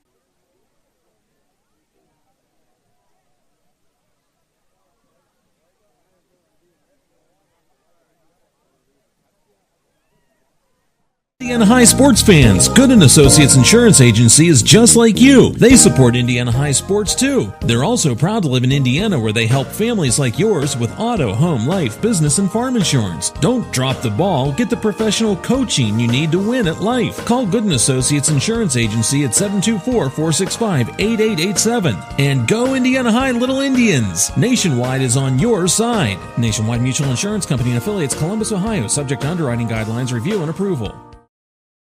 A van hasn't returned your call? Chuck and a truck can't get there for 2 months? Stop dealing with fly-by-nighters and call a company that's fully capable for all your plumbing and heating needs. Joyce Plumbing, Heating, and Air Conditioning Incorporated. Joyce Plumbing, Heating, and Air Conditioning Incorporated is on call 24/7, 365 days a year. Visit us at joyceplumbing.com. That's joyceplumbing.com. Joyce Plumbing, Heating, and Air Conditioning Incorporated, the best place in town to take a leak. PA 042115. Recently voted Best Landscaping Company in Indiana County, Johnston Nursery Landscaping has been serving the area since 2002 in all phases of landscaping. J&L's primary focus is year-round property maintenance, driveway seal coating, excavation, and wholesale and retail Christmas tree sales. Let J&L take away the hassle of fall leaf cleanup and also help with those fall landscaping projects. It's a great time of year to work on those beautiful home projects. Check them out on Facebook, Johnston Nursery Landscaping. 2022, and now it's time to meet our homecoming court for the 2022-2023 school year.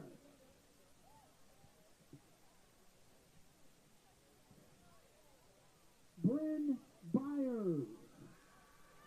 Bryn is escorted by Ethan Beck and the daughter of Michael and Rochelle Byers.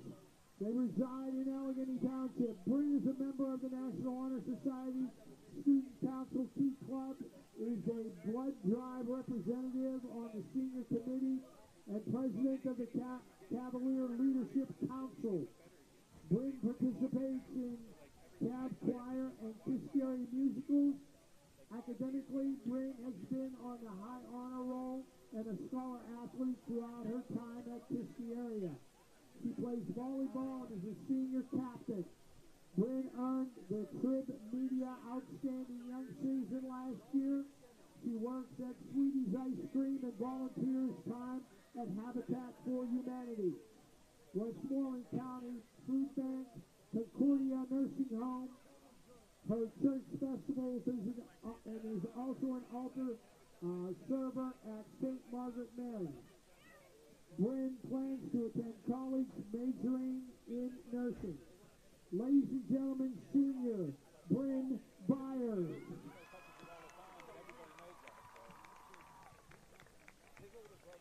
Peyton Buffone. Peyton is escorted by Maddox Anderson, the daughter of Rob and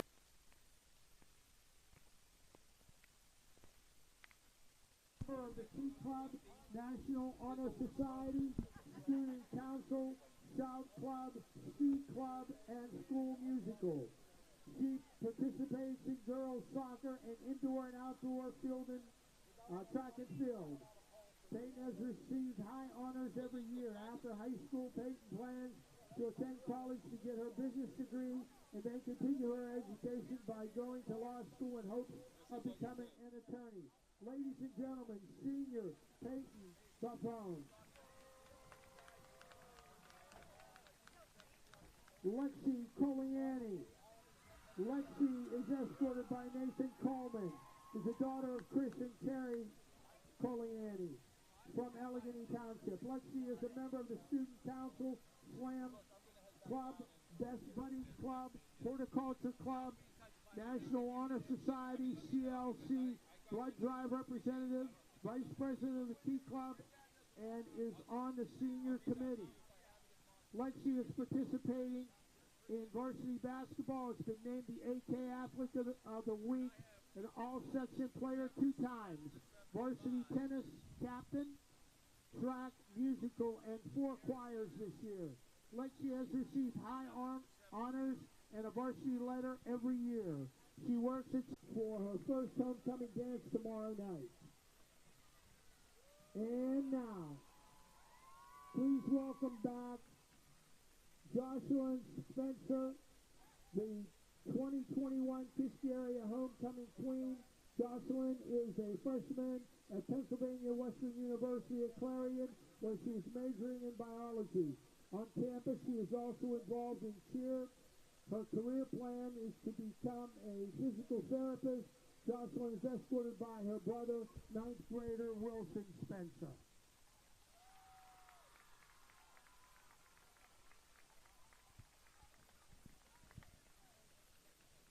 And now, it's time to meet our homecoming queen for the 2022-2023 school year.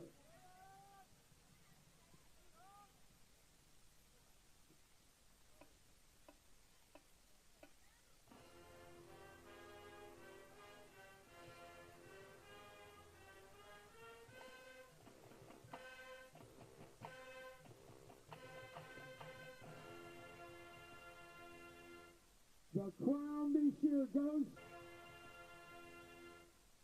crown this year goes to Therapy halftime show for our senior spotlight, brought to you by the White Township Recreation Complex and the S&T Bank Arena, a proud supporter of Indiana County Athletics. Today I'm joined by senior defensive end Alvin Liu. Alvin, you returned to football after several years not playing. What made you come back to football? Just coming out of quarantine. I tried to ease back into contact sports, and then junior year I wrestled, and it was my senior year. I played a little in elementary, 5th and 6th grade, and a lot of people were trying to get me out because I didn't really play any sports junior year, and I played soccer previously. So a lot of people were just convincing me to do senior year, and I just shut out. All right. And you were voted a team captain by your teammates. What does that mean to you? It means a lot. I work as hard just as much as everyone else does. I go to the weight room after every practice. Before practice, I'm in there getting a lot of reps. I'm getting mental reps every day. So it means a lot to be able to to be an example for the underclassmen as well as rising juniors as well. So I appreciate my teammates for showing me the hard work that I deserve. All right, tell us a little bit about your family. What are your parents' names? So my dad's name is Jeff. My mom's name is Laurel. They do a lot for me. They feed me. You know, they'll give me rides to practice. They'll come out to the home game, concession stand, chain gang, whatever it is. They're just really supportive. Laundry. They'll help me do my laundry as well. So probably wouldn't be as far as or successful I am without my parents. All right. Tell us about. You have any brothers or sisters? Yeah. So I have a younger brother named Kevin. He's in the weight room more than I am. He's going to be huge. He's going to be taller and bigger than me, which is kind of scary.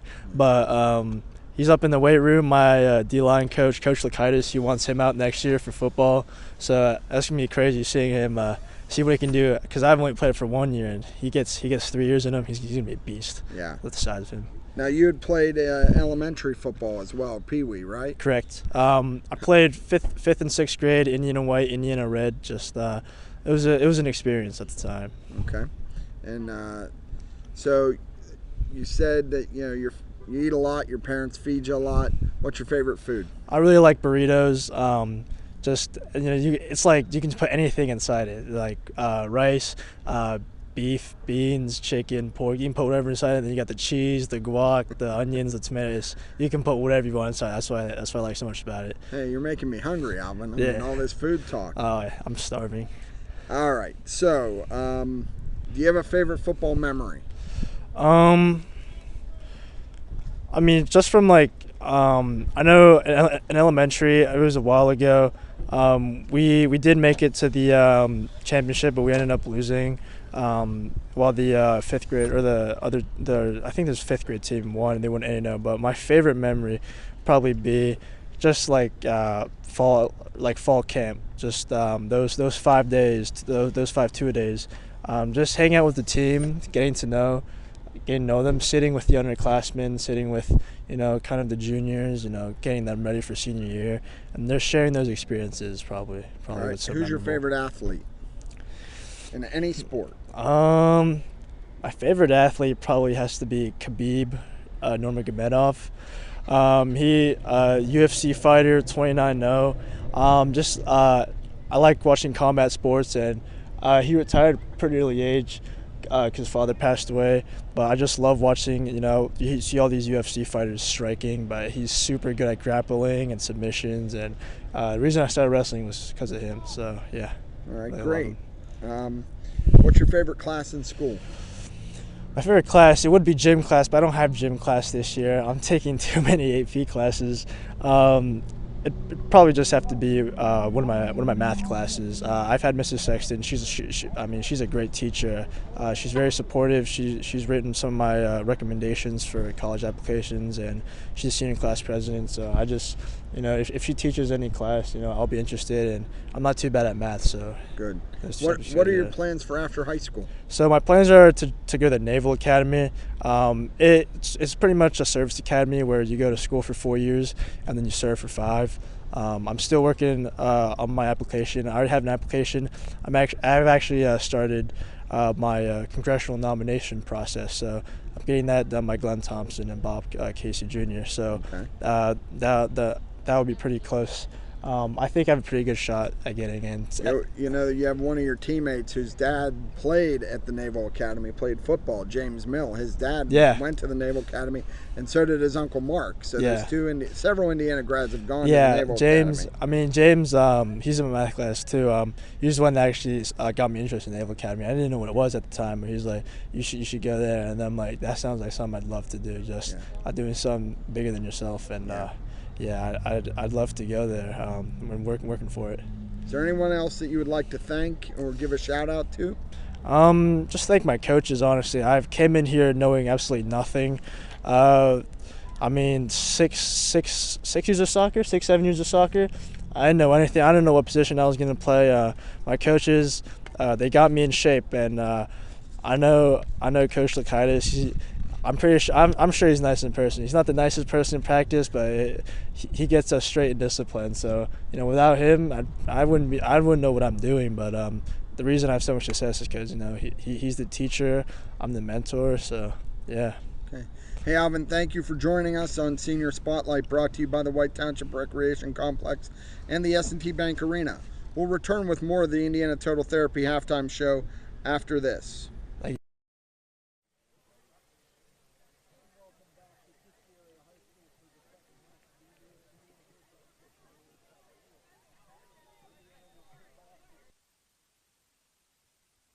Up at the 40-yard line. They've been squib kicking it a good bit to try to keep it away from Danino. And they do it again. And the ball bounces, and it's bouncing, and he gets swarmed by Indiana. Looks like Matt Lloyd and Isaac Nygren on that tackle. And Jonathan Wyatt. Isaac Nygren was down the field. Jonathan Wyatt was there. Matt Lloyd comes in. So they'll spot the ball at the 33-yard line. It'll be 1st and 10 for the Cavaliers.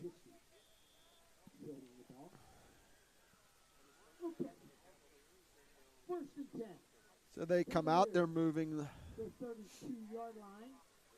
They've got big package in the game. 2 tight ends, 1 receiver.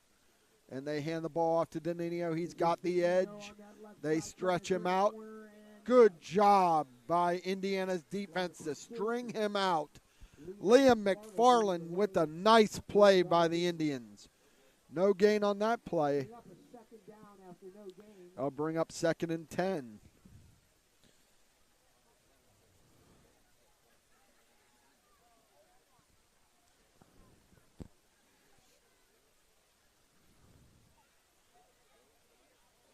So Indiana's defense tries to get a stop here to start the 3rd quarter. And it looks like Kiski's going to bring 2 receivers out to the right, 1 to the left. Quarterback is in the pistol. Looks like Connor Flem behind him. He's back to pass. Underneath screen. Tackled immediately by number 2, Levi Porter. Big hit by Levi Porter, and he was assisted by Liam McFarland. Big play. Loss of about 4 yards on that play. That'll bring up a 3rd and 14. 3rd down, loss of 3. Correction, loss of 3. That puts the ball right at the 30-yard line. Down by 13. So the Cavaliers break the huddle. It looks like they're going to go trips to the top of the field with a wing back. Hindley back to pass. He rolls left, steps up, and he's going to get brought down. Nowhere to go. Jonathan Wyant, Ben Cochran leading the charge for the Indiana defense. It'll bring up a 4th down and 12, and Kiski's going to have to punt the football to Indiana. Cochran at the bottom of that pile for the visitors.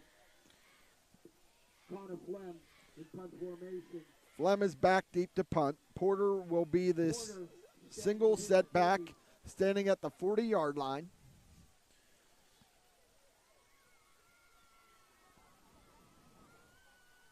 Snap to Flem is a good one. Rugby kick, and it goes, and it hits, and will take a Kiski roll, and looks like it'll be marked right around the 31-yard line. So Indiana's defense gets a stop on the first drive, and they're going to bring their offense back out into the field. They've had a very successful first half, scoring 27 points.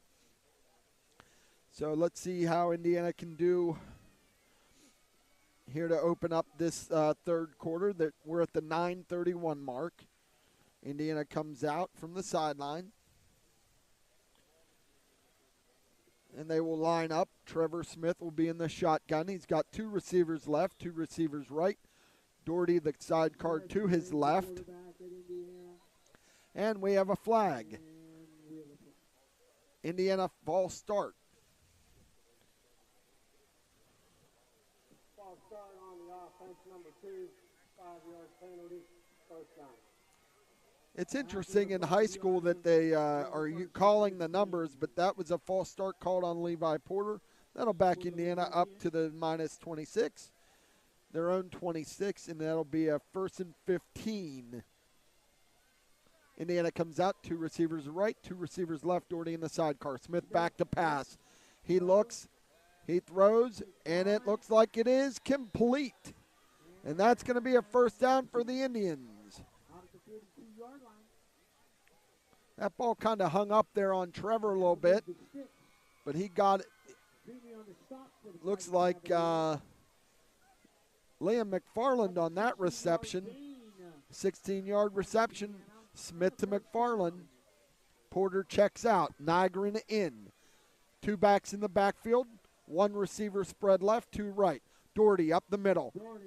And he runs into a wall of Cavaliers. He's still churning. He's going to pick up maybe 2 yards.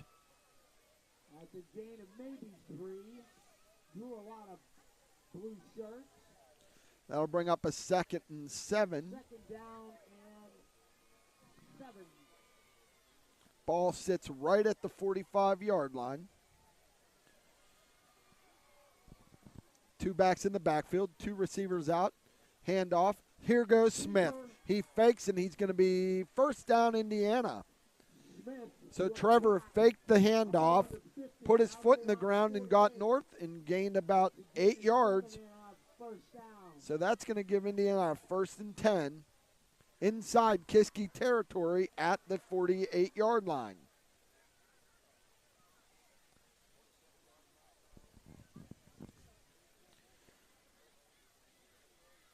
Indiana has 2 receivers right, 2 receivers left. Doherty in the sidecar. Smith in the shotgun. Porter in motion. He comes up, he throws the ball, and that's going to be incomplete. Intended for McFarland. That'll bring up 2nd and 10 for the Indians at their own 48-yard line. Thank you for joining us tonight on Run to Digital TV, brought to you by Bowser Minnick Funeral Home. We're at the 8:05 mark in the 3rd quarter. Indiana leads 27-14. 2 receivers to the left. Sidecar Doherty up the middle. He's going to roll the ball out to about 45-yard line. That'll be about a gain of 3. That'll bring up a 3rd and 7. And also Pinchak in on that stop. So we got a 3rd and 7. 3rd down 7. Ball sits right at the 45-yard line. Indiana will come out. They're going to go 3 receivers to Smith's left. Smith is in the shotgun. Doherty in the sidecar. Porter comes in motion. Smith rolls to the right. He looks, and it's an incomplete pass. Pass is incomplete. So now let's see what Indiana's going to do on a 4th down and 7 on the 45-yard line. And it looks like they're going to bring the punt team on. So Indiana's drive stalls as the clock is stopped at 7:26. It's a 4th and 7. Kowchuk on to punt. And Danino stands at the 10-yard line. Indiana runs Matt Lloyd on the field. Plenty of time on the play clock. Snap is good. Kowchuk, low line drive. It's going to hit and roll. Pick it up. And the ball will be down at the 1-yard line. But there is a flag on the play. Let's see what the call is. It's thrown right on the Kiski sideline. At the 1-yard line. And it looks like it's going to be in motion on Indiana. Illegal shift on Indiana. So that good punt by Kowchuk's going to get wiped away by the penalty.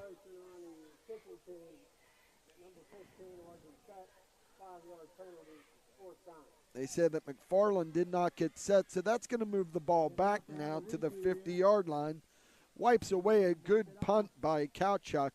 And on these redo punts, it's very hard for the coverage team because now they got to run all the way down the field again. And Danino now stands at the 25-yard line. Kalchuk's at the 35. The snap is good. He gets the kickoff. It's a low, low kick. It's going to roll out of bounds at about the 30-yard line. So let's take a break. You're watching Renda Digital Television, brought to you by Bowser Minnick. Indiana leads 27-14. Hello, this is attorney Patrick Doherty. When playing sports, it's important to know the rules of the game. When faced with a legal challenge, you also need to know the rules of the game. Allow me to use my more than 20 years of experience to help you develop a game plan for your legal needs. Whether it's criminal, real estate, estate planning, or family law, my office is here to help. Contact us at 737 Water Street in downtown Indiana to ensure you know the rules of the game. Good luck this season from the Law Office of Patrick Doherty. And so we're back, and Kiski had the ball, snapped it, Heinley handed it off to Danino, so that's a gain of 3. That'll bring up a 2nd and 7 at the 33-yard line. Isaac Nygren came up and made the tackle for the Indians. It'll be 2nd and 7 and a moving clock at 6:40. Kiski breaks the huddle. They've got 1 receiver to the left. They've got 3 receivers to the right in the pistol, and he motions Danino out. Heinley in the backfield, empty set, back to pass. He's got one, and he overshoots everyone. He was trying to get Danino on the, but there's a flag on the play. He was trying to get Danino on the sideline, but overshot everyone. And there's a flag, and it looks like this might be a hold.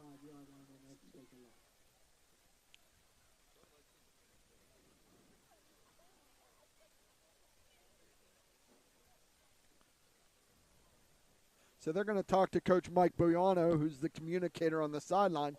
As we know, head coach Brad Wright is up in the press box. So it's either going to be 3rd down and 7, or if Indiana takes the penalty, that'll move it back more. Indiana's going to decline the penalty and bring up 3rd down and 7.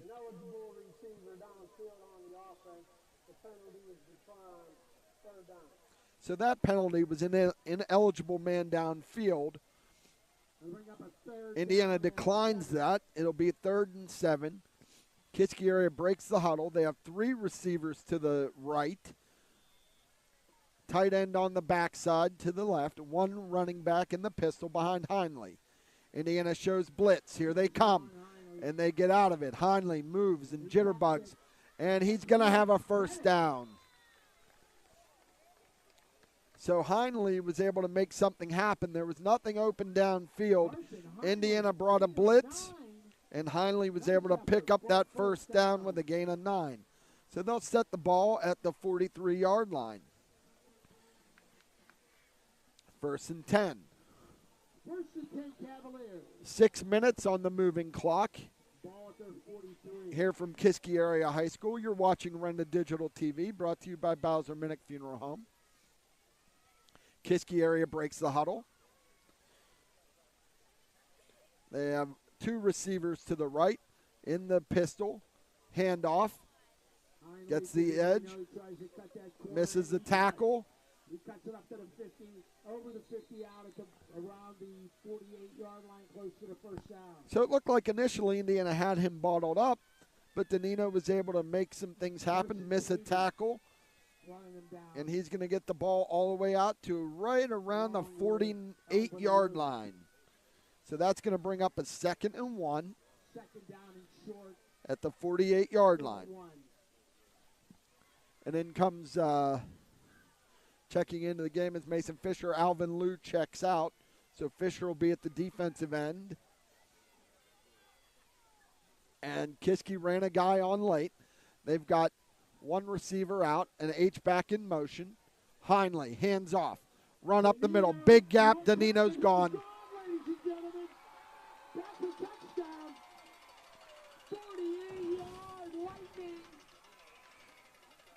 Right now, Indiana does not really have an answer for Danino, and he is just, when he gets free space, so that's a 48-yard touchdown. And the key to that drive was a big third down conversion where Heinley was able to pick up a first down with a 9-yard run. So Kiski Area cuts the lead. Flem on the kick. Snap is good, the kick is up. And the kick is good.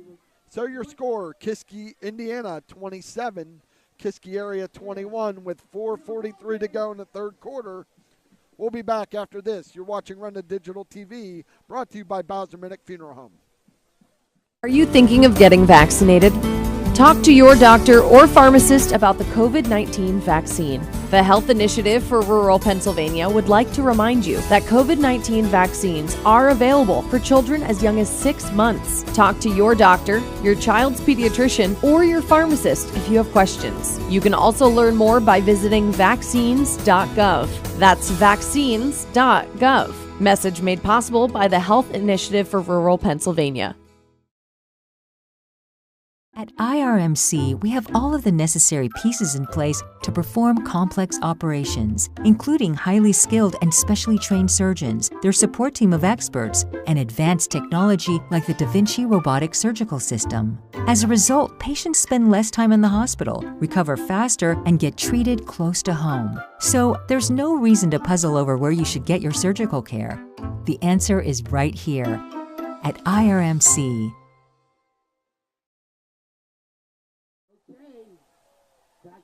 And we're back, and it's a squib kick fielded at the 21-yard line by McFarland. He brings the ball across field.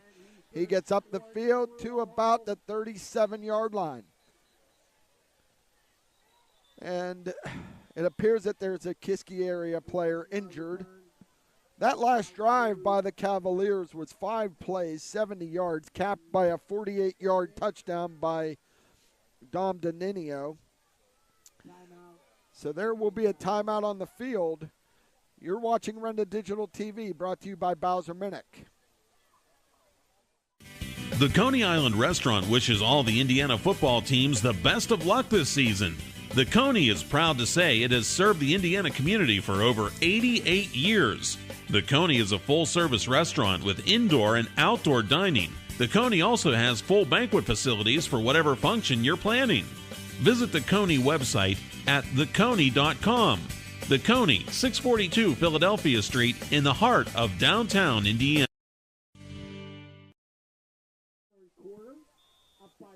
And we're back. You're watching Indiana versus Kiski Area. There's 4:35 left. Indiana is up 27-21. Smith. And there's a flag. Looks like Kiski Area jumped. So that'll be a 5-yard penalty. Move the ball out to the 41-yard line. They've gotten Kiski on that 3 times, that hard count that Trevor Smith does. He's got 2 receivers right, 2 receivers left, a sidecar to the left. Smith back to pass. He's looking. He's got a wide, and he overshot Porter wide open. Porter, but there comes in a late flag. Let's see if he got held as Porter makes the break. And they might call offensive on this one. They might call an offensive interference. Yes, and that's what they did. They called Levi Porter for offensive pass interference.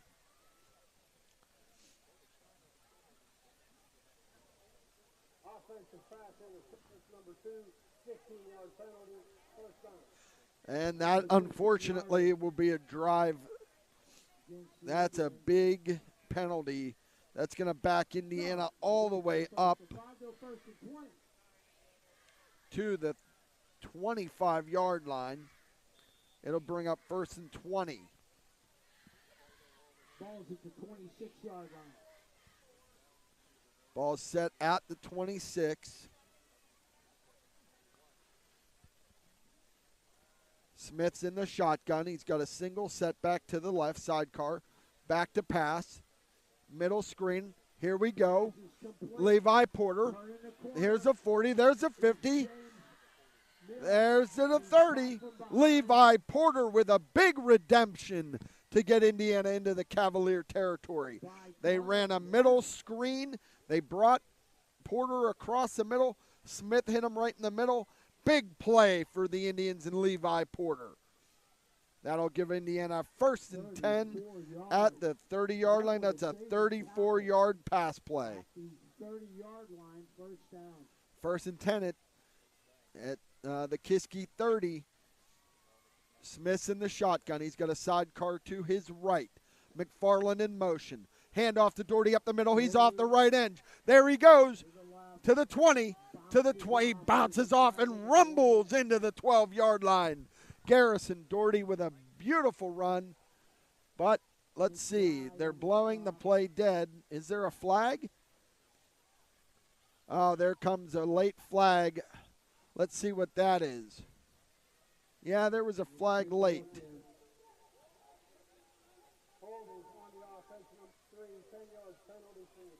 That's going to be a spot foul. It's going to be a hold on James Mill. So that's going to move the ball back. It'll still be first down, 1st and 9 now from the 29-yard line.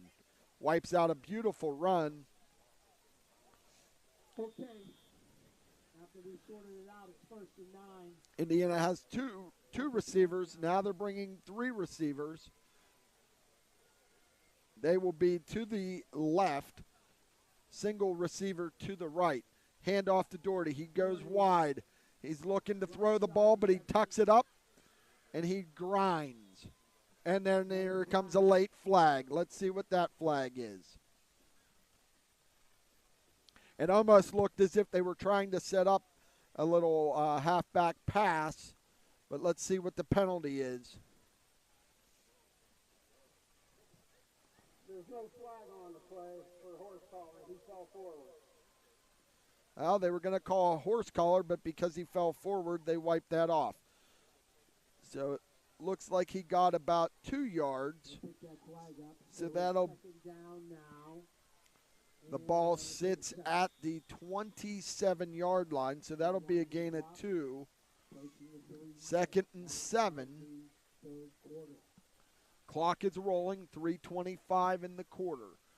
Doherty and Nygren in the backfield, hand off to Doherty. Doherty, big run. He sees daylight. Touchdown, Garrison Doherty. 27-yard run.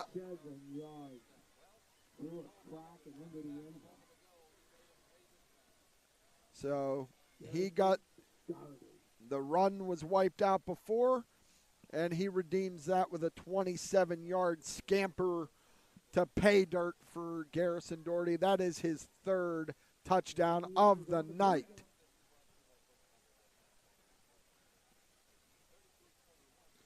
So 33-21, Indiana's going to go for 2. They've got 2 receivers to the right. Porter in motion, goes behind. Smith in the shotgun, looks right, looks left, and it is caught! Oh, the referee, he didn't get his feet down in bounds. McFarland made a heck of an effort. The ball was tipped. Smith goes back. McFarland. Ball in the corner. And just stepped out of bounds. So Indiana leads 33-21 with 3:17 left. You're watching Renda Digital TV. Brought to you by Bowser Minnick Funeral Home. Hi there, I'm Michelle Jordan, the Executive Director of the Arc of Indiana County. We are a nonprofit organization that is a chapter of the Arc of PA and the Arc of US, and we are an advocacy organization. Our primary goal is to advocate for individuals with disabilities and developmental delays, their families, and help them and guide them through the education process, as well as programming, community awareness, and community outreach. And we look forward to 50 more years of advocacy. And we're back. You're watching Renda Digital TV. 3:17 left to go in the 3rd quarter. Indiana just scored. They lead 33-21. Redinger tees the ball up at the 40-yard line. Danino is deep for Kiski Area. And there's the kick. Taken at the 16-yard line. Indiana's on the coverage. And a good tackle made by Liam McFarland. Good kickoff coverage by Indiana on that. That'll give 1st and 10 for the Cavaliers at the 29-yard line. First and 10, Cavs. So with 3:10 left to go in the quarter, Indiana's defense is looking to get a stop and get back on offense. Heinley in the pistol. Tight end, one receiver to each side, a H-back in motion. Head off to Dinio.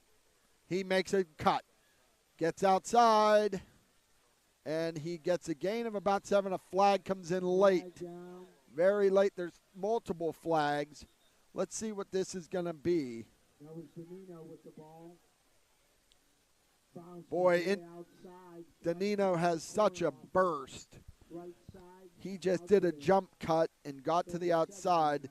Kiski Area is backing up. It looks like this is going to be a penalty on them, but we'll wait and see. Doherty on the tackle for Indiana. Oh, I don't know. Personal foul. Defense number 15-yard penalty out of the end of the run. First down. And that's going to be a 15-yard penalty on Indiana. And that flag came in all the way on the Indiana side. Well, Indiana's going to have to tighten up now. It'll be ball on the 48-yard line. One receiver right, one receiver left. Tight end to the boundary. Handoff to Danino. Danino bounces, looks, and is tackled right around the 45-yard line, so that's going to be a gain of 3. Brings up a 2nd and 7 around the 45-yard line. It looks like Porter and Nygren on the tackle. So clearly now, Kiski Area is just trying to give the ball to Danino. They've gone with their heavy package. They've got a tight end. They're going to have 2 receivers out to the right. 3 receivers out to the right now. And there's going to be a timeout on the field. Let's see who called the timeout. Kiski Area made a timeout. We'll take a break. At the 1:59 mark, Indiana leads 33-21. You're watching Renda Digital TV, brought to you by Bowser Minnick. Shield Industries of Indiana, your home for protective and decorative floor, concrete, and deck coatings, spray foam insulation, commercial roof coatings, waterproof and air barrier coatings. The team at ClimaShield Industries invites you to protect the things that matter to you the most. Whether it is commercial, residential, or industrial, give the team at ClimaShield a call for fast, reliable service for your next project. ClimaShield Industries of Indiana is a proud sponsor of tonight's broadcast and wants to wish the Lil Indians the best of luck. And we're back at Kiski Area. It's going to be a 2nd down and 7 yards. Kiski has the ball on the 45-yard line. They have 2 receivers and a wing to the left. Heinley in the pistol, 1 back behind him, and the toss. And it's going to be a halfback pass. Ball is up in the air, and it's intercepted. Intercepted by Anthony Kowchuk. They tried to go with a little trickery on the halfback pass, but Anthony Kowchuk came up from his safety position and made a beautiful high-point interception. And there were 3 defenders there. You had Smith, Brocious, and Kowchuk. Great play. On Wednesday, we weren't sure if Anthony Kowchuk was going to play in this game, but he got cleared late this morning, and so Indiana has the ball. 1st and 10 on the 28-yard line. They've got 2 receivers right, 2 men in the backfield. Handoff goes to Porter. Porter around the edge. He's got 5 yards and knocked out of bounds close to the first down. Just about 10 yards. This is the first time Indiana's gone to this package in this game this season, where they put Porter and Doherty in the backfield and get Porter some run, and that was a nice job by Levi Porter. He's really had a nice night tonight, running the ball effectively. So that'll bring up a 1st and 10 at the 38-yard line. 2 receivers right, 1 receiver left, handoff. Smith up the middle, fakes. He churns. He's going to get to about the 40, so about a gain of 2. Bring up 2nd and 8. Trevor Smith, he did the RPO where he reads it, puts the ball in the running back's belly and pulled it out, and was able to get 2 yards on the carry. That'll bring up a 2nd and 8 on the 40. 2 receivers to the left, 2 to the right. Doherty in the sidecar. Smith back to pass. He looks. He's got Levi Porter. Is intended for Porter. Is it inbound? Yes, it is. It is inbound. And that's going to be a nice pass from Trevor Smith. He gets the foot down and he's inbounds. 16-yard completion. Smith to Porter. And then move the sticks again. 1st and 10. Ball is sitting just outside the 44-yard line of Indiana. Minute 3 on the clock. Doherty in the sidecar, Smith in the shotgun. Hand off to Doherty. He looked. Oh, that's Porter. That's Porter. He makes a cut. He's coming backside, and there's a flag on the play. Porter had nothing to go on at the outset, and he bounced that. He bounced that. 30-yard line, but let's take a look. Let's see what the flag is. And it looks like a Kiski Area player is injured. Their training staff comes on the field. Kiski has had injury problems all year. They've canceled the JV game for tomorrow because they had to press some of their JV guys into action here tonight. So let's see what the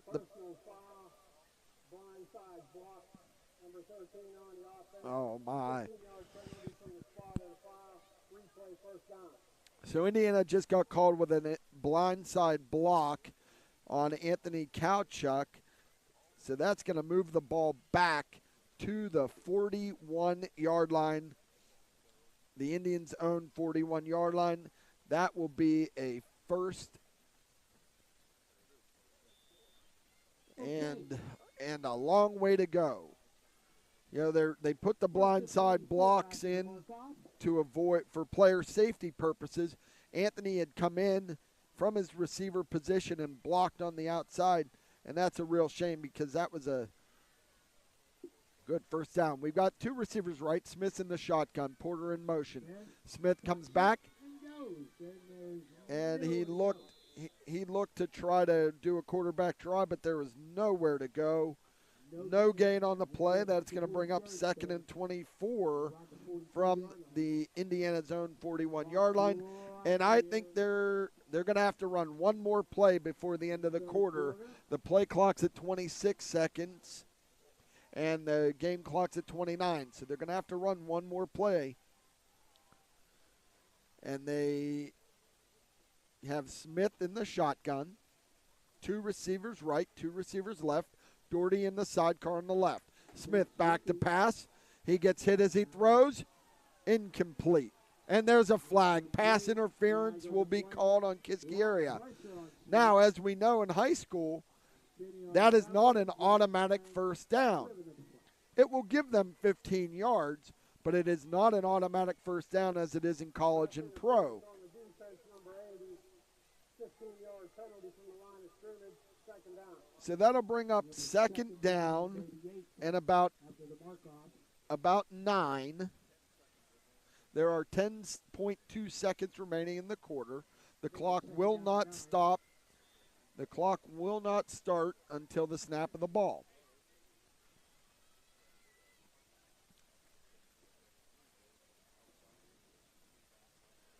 Two runners in the backfield. Doherty handoff up the middle. He churns and doesn't really get much, maybe half a yard.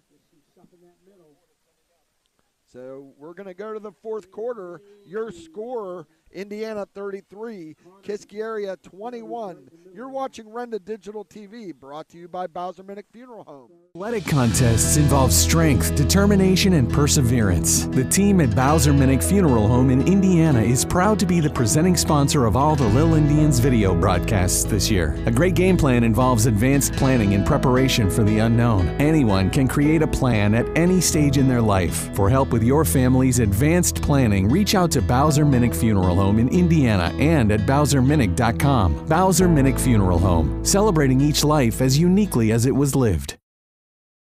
Meet the Berkshire Hathaway team. The quarterback, Tom Moreau. In football, to be successful, you have to have the talent, the right game plan, and be able to execute it. In real estate, whether you are buying or selling, Berkshire Hathaway always has the right game plan for you. Hi, I'm Tom Moreau from Berkshire Hathaway. Our experienced team at Berkshire will help you cross the goal line if you need to sell or you're in the market to buy. The face of integrity, passion, and experience. Berkshire Hathaway, 200 South 7th Street, Indiana, and online, thepreferredrealty.com. And we're back at Kiski Area High School to start the fourth quarter. It's going to be a 3rd down and 8. The ball is sitting on the 42-yard line. So Indiana brings 2 wide receivers to the right, 2 to the left. Trevor Smith's in the shotgun. He's got a sidecar to the left, which is Garrison Doherty. Smith back to pass. He looks, he's got a guy, he's got Porter incomplete. So it's going to be 4th down. 4th down and 8, and looks like Indiana's going to bring their punt team on. So Indiana's drive is stalled.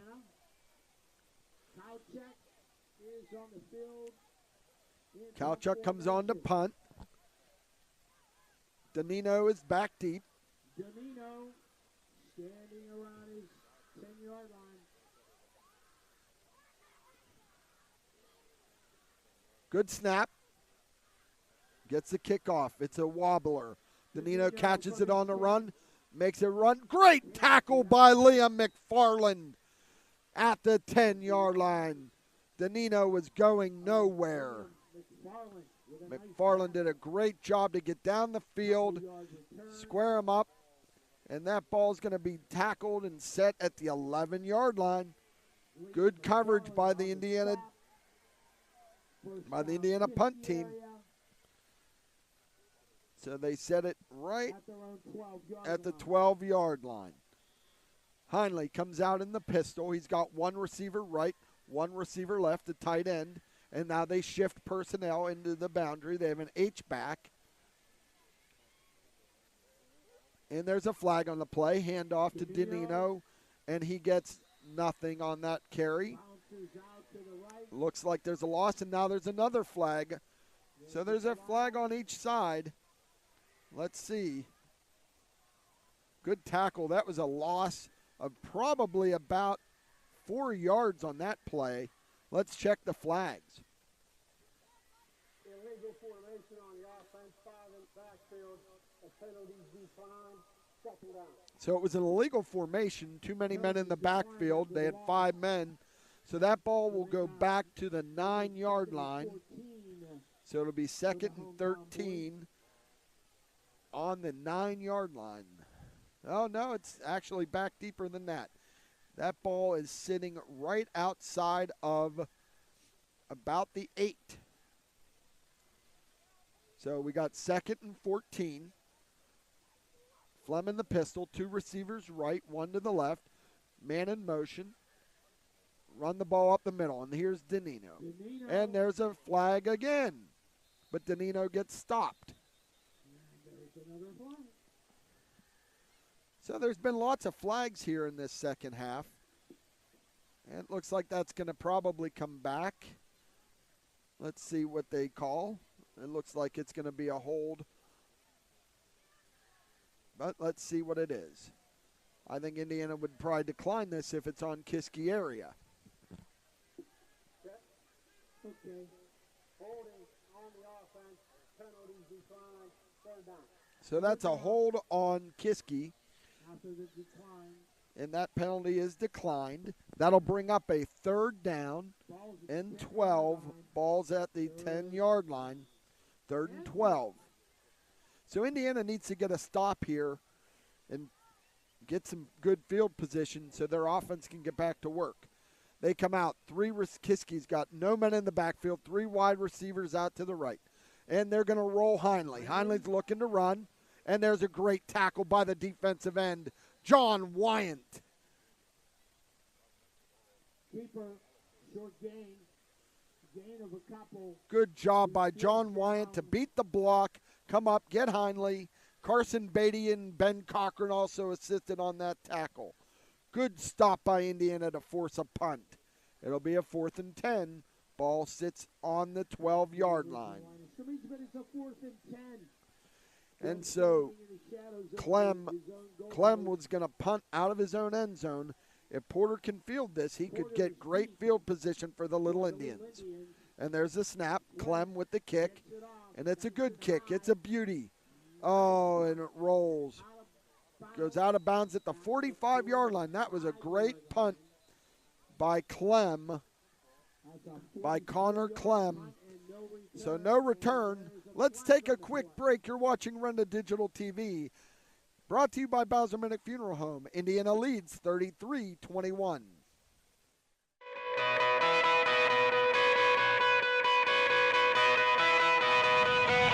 At Diamond Medical Supply, we're always on your team.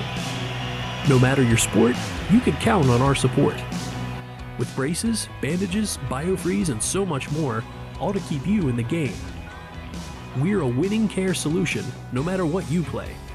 Diamond Medical Supply, keeping you healthy this season because we care about care.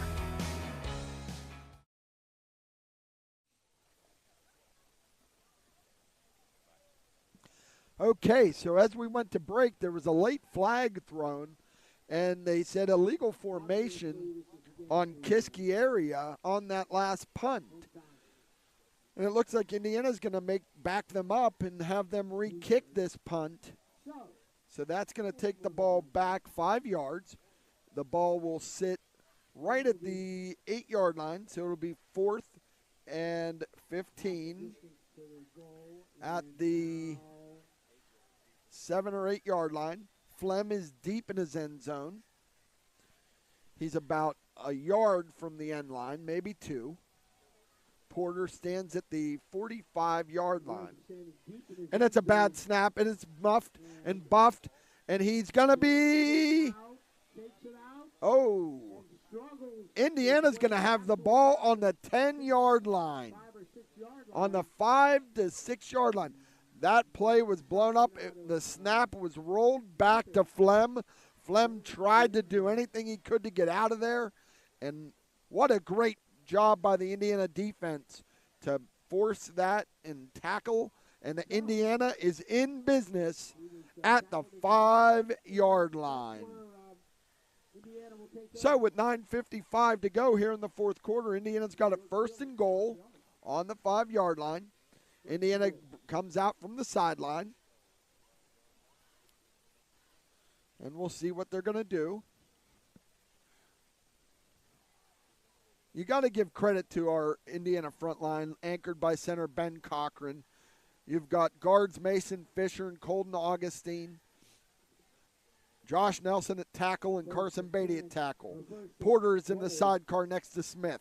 Porter up the middle, goes, touchdown, Levi Porter. That'd be Porter pushing into the end zone for the touchdown.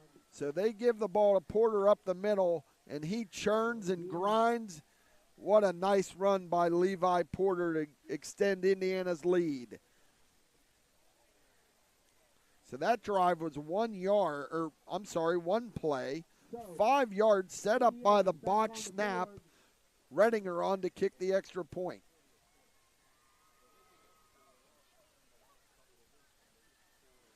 McFarland with the hold, Redinger with the kick, and it is good. That makes our score, Indiana 41, 21. You're watching Renda Digital TV, brought to you by Bowser Minnick Funeral Home. We'll be back after this. Business happens here, and here, and here. At First Commonwealth, we believe that to be the best bank for the businesses that create strong communities, we need to understand the way they work, see their companies firsthand, meet them face to face, and build a relationship so we can help them build their business.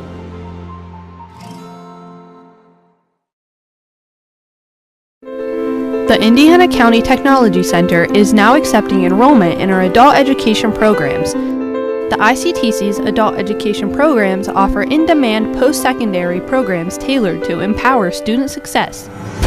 From cosmetology to welding and practical nursing, the ICTC has a program for everyone. Indiana County Technology Center, empowering tomorrow's workforce.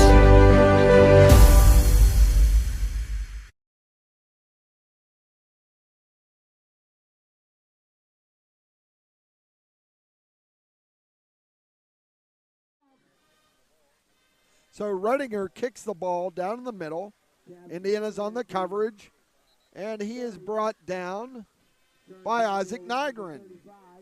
So Kiski Area will take over on 1st and 10 at the 35-yard line.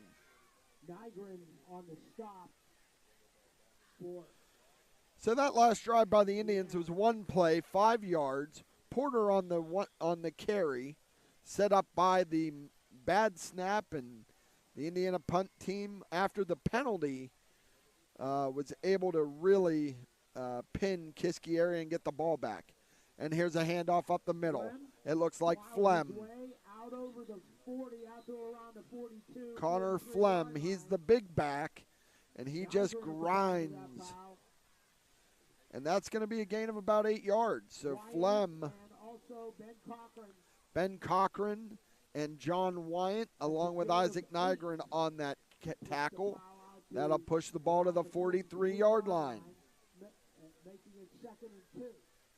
And the clock is rolling at 9:12 here in the fourth quarter. Kiski Area in the pistol. One receiver right, one receiver left with an H-back. Hand it off to Heinley. Heinley gives to Flem, and he's stacked up, and he churns his legs, and he doesn't get the line to gain. So it's going to bring up a 3rd down and 1. Porter, Mill, Beatty on the tackle. It looked like they really did it. The inside of the defensive line really stacked things up.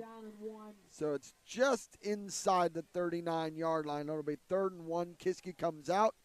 They've got empty backfield. 2 receivers right, 2 receivers left.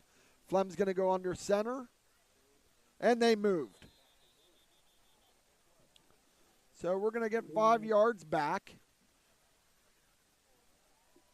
What Kiski did was they went empty, and it looked like they were going to try to run a quarterback sneak with Heinley. But to no avail as their tackle jumped. So it's now going to bring up a 3rd and a long 5, maybe 6.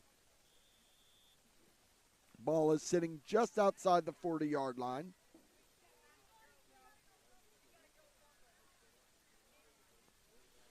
Heinley in the pistol. One man behind him. He's back to pass.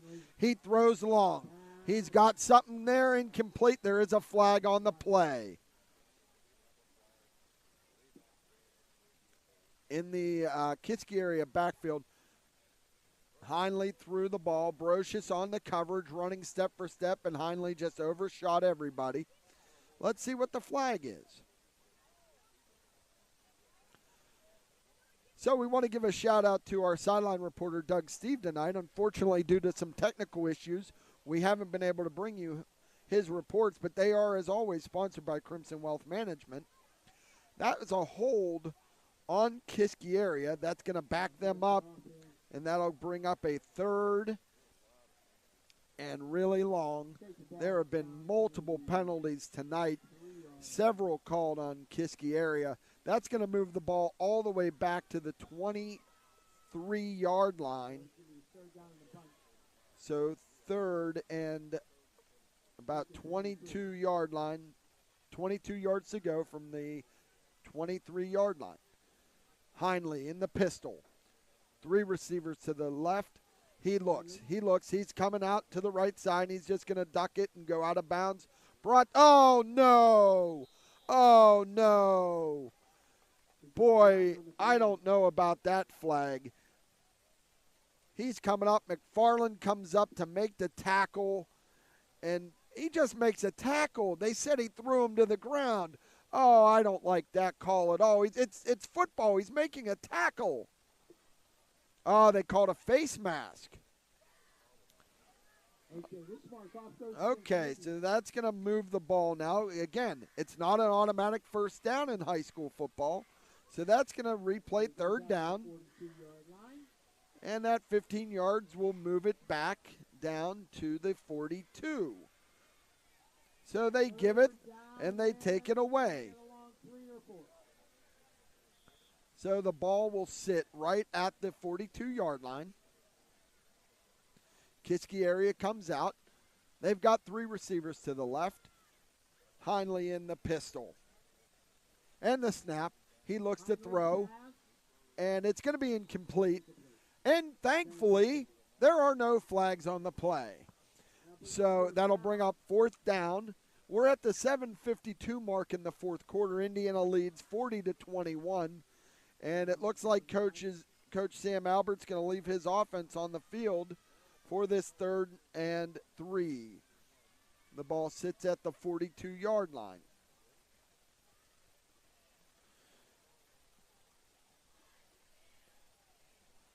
Coach Albert calls the play in, and the play clock is down to 9, and it looks like Kiski's going to take a timeout.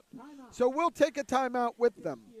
At the 7:52 mark, Indiana leads 40-21. You're watching Run to Digital TV, brought to you by Bowser Minnick Funeral Home. This is State Senator Joe Pittman, wishing all of our student athletes and their families every success. Friday Night Lights are always exciting, and I recognize how important it is for students to be involved in activities, whether it be in athletics or the performing arts. I salute not only all of our students, but also all who guide them, on and off the gridiron, and I wish all of our hometown teams the best of luck this season. And we're back here at Kiski Area High School.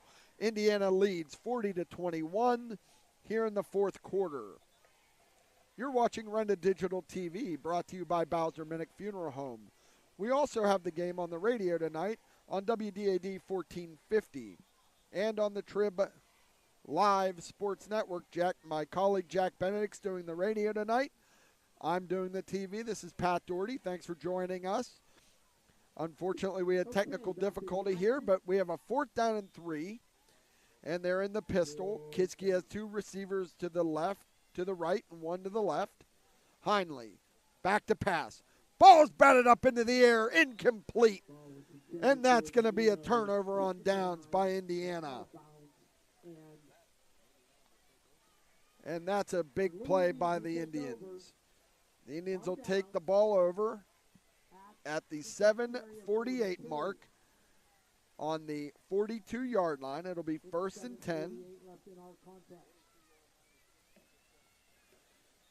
That's a big play by the Indiana defense to get their hands up, bat that ball out of bounds. And so now Indiana, you would think, is going to look to pound this clock out. It'd be nice if they could come up with an 8-minute drive. They've scored quickly tonight and put 40 points on the board.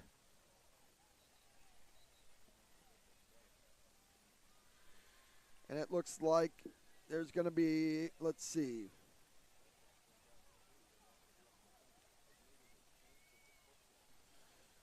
And they reset the play clock. Trevor Smith. You have Levi Porter in the backfield. Garrison Doherty.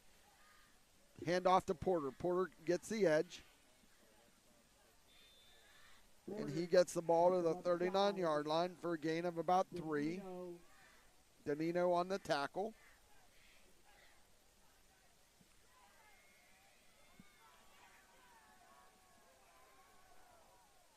Micah on that stop.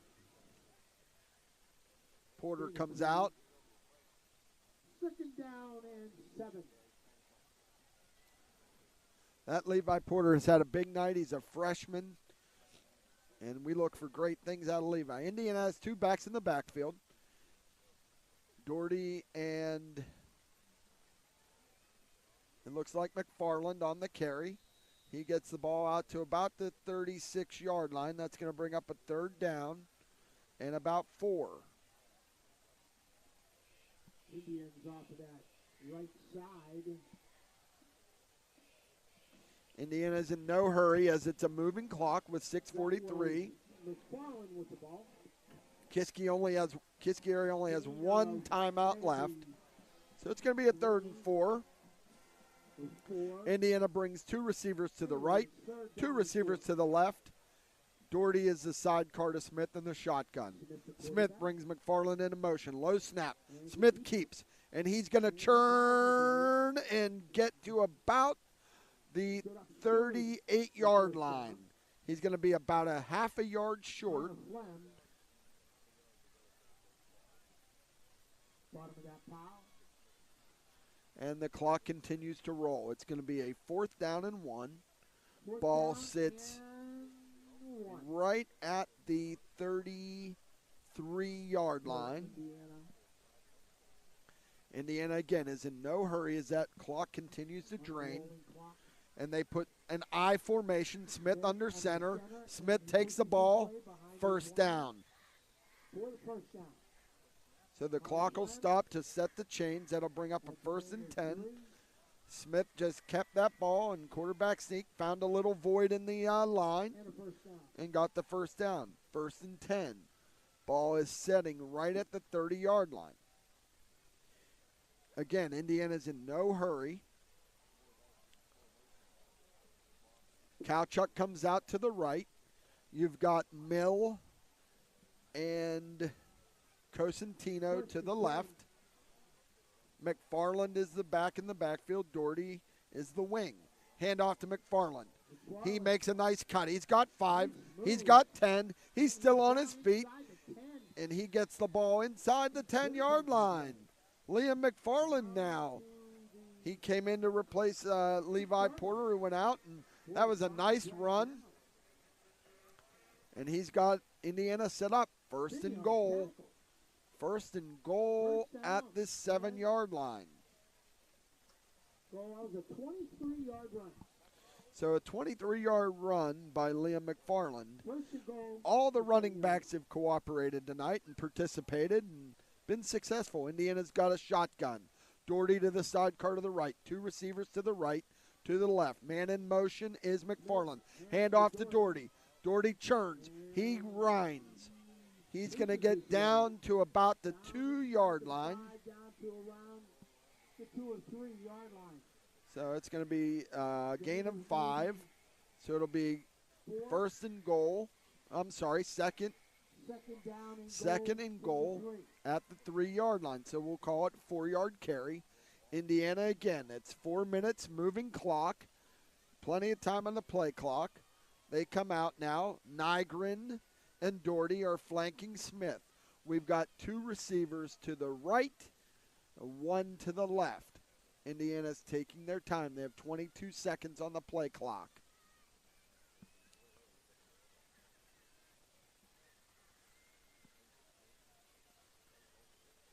So here we go. Hand off to Doherty, and he gets stacked up. Runs into a wall. He got stacked up, so now that's going to bring up 3rd down. It'll be 3rd and goal. He got stacked up for a no gain. It's 3-yard, 3rd and goal on the 3. I know Indiana's trying to get, Doherty already has 3 touchdowns on the night, trying to get him another one. Same formation. Indiana's got 2 receivers to the right, 1 to the left. Doherty and Nygren are sidecars to Smith. Hand off to Doherty. There he goes. Touchdown. Garrison Doherty is 4th touchdown of the night for a 3-yard run.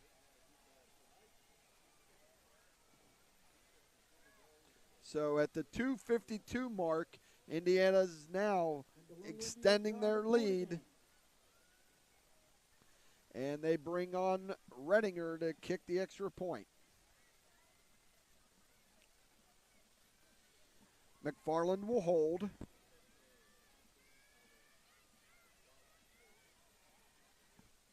And the ball is kicked, and it's up, and it is good.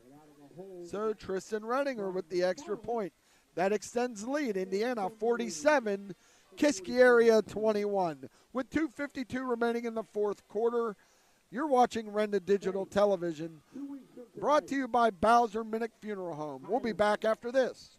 Pediatric Care Center of Indiana and Marion Center are proud to support our local Little Leagues in today's game. Each athlete has represented their league and their communities to the best of their abilities. Doctors Rizwan and Amina Jabber and their entire team at both locations would like to wish both teams the best of luck in today's contest and in the future. The Pediatric Care Center, 2 locations located in the 119 Professional Center in Indiana and the Mahoning Medical Center on Highway 403 in Marion Center. At IRMC, we have all of the necessary pieces in place to perform complex operations, including highly skilled and specially trained surgeons, their support team of experts, and advanced technology like the Da Vinci robotic surgical system. As a result, patients spend less time in the hospital, recover faster, and get treated close to home. So there's no reason to puzzle over where you should get your surgical care. The answer is right here at IRMC. And welcome back to Kiski Area. Tristan Redinger kicks the ball to the 15-yard line. And he's got a seam and knocked out of bounds right around the 35. Let's see where they mark it. Josh Scanlon for the Little Indians on the tackle. They mark it right at the 36-yard line. So Kiski will have a 1st and 10 at their own 36-yard line. With 2 minutes and 46 seconds to go, Indiana leads 47-21. That last drive for Indiana was 8 plays, 42 yards, capped off by the 4th touchdown of the night by Garrison Doherty. And we're going to have a timeout. Timeout, Indiana.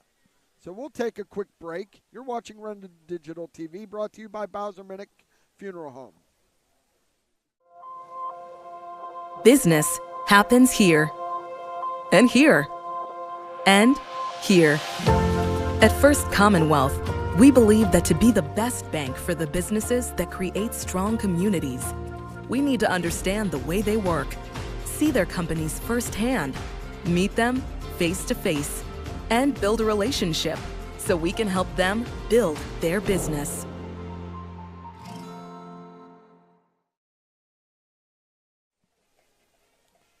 And welcome back to Kiski Area High School. Your score is Indiana 47, Kiski Area 21. Kiski has a 1st and 10 on their own 36-yard line. Heinley in the pistol, 2 receivers to the left, 1 receiver to the right. He's back to pass. He looks. He's going to take a deep shot. He's got a guy open. There's Simmons wide open. And a missed tackle. And it's going to be a touchdown for Kiski Area. They went back, and Matt Lloyd just wasn't able to make the play. He misjudged the ball. And then James Mill came over and missed the tackle. 1 play, 30. That's going to be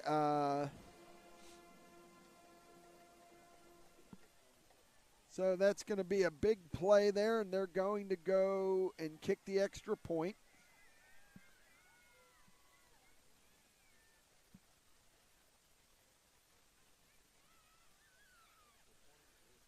And that kick by Flem is good. That was a 1 play, 64-yard touchdown pass.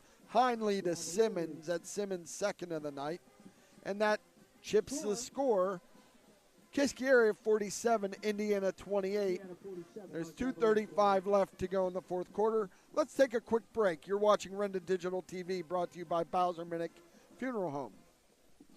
Indiana High sports fans, Gooden Associates Insurance Agency is just like you. They support Indiana High sports too. They're also proud to live in Indiana, where they help families like yours with auto, home, life, business, and farm insurance. Don't drop the ball. Get the professional coaching you need to win at life. Call Gooden Associates Insurance Agency at 724-465-8887. And go Indiana High Little Indians. Nationwide is on your side. Nationwide Mutual Insurance Company and affiliates, Columbus, Ohio. Subject to underwriting guidelines, review, and approval. Recently voted Best Landscaping Company in Indiana County, Johnston Nursery Landscaping has been serving the area since 2002 in all phases of landscaping. J&L's primary focus is year-round property maintenance, driveway seal coating, excavation, and wholesale and retail Christmas tree sales. Let J&L take away the hassle of fall leaf cleanup and also help with those fall landscaping projects. It's a great time of year to work on those beautiful home projects. Check them out on Facebook, Johnston Nursery Landscaping.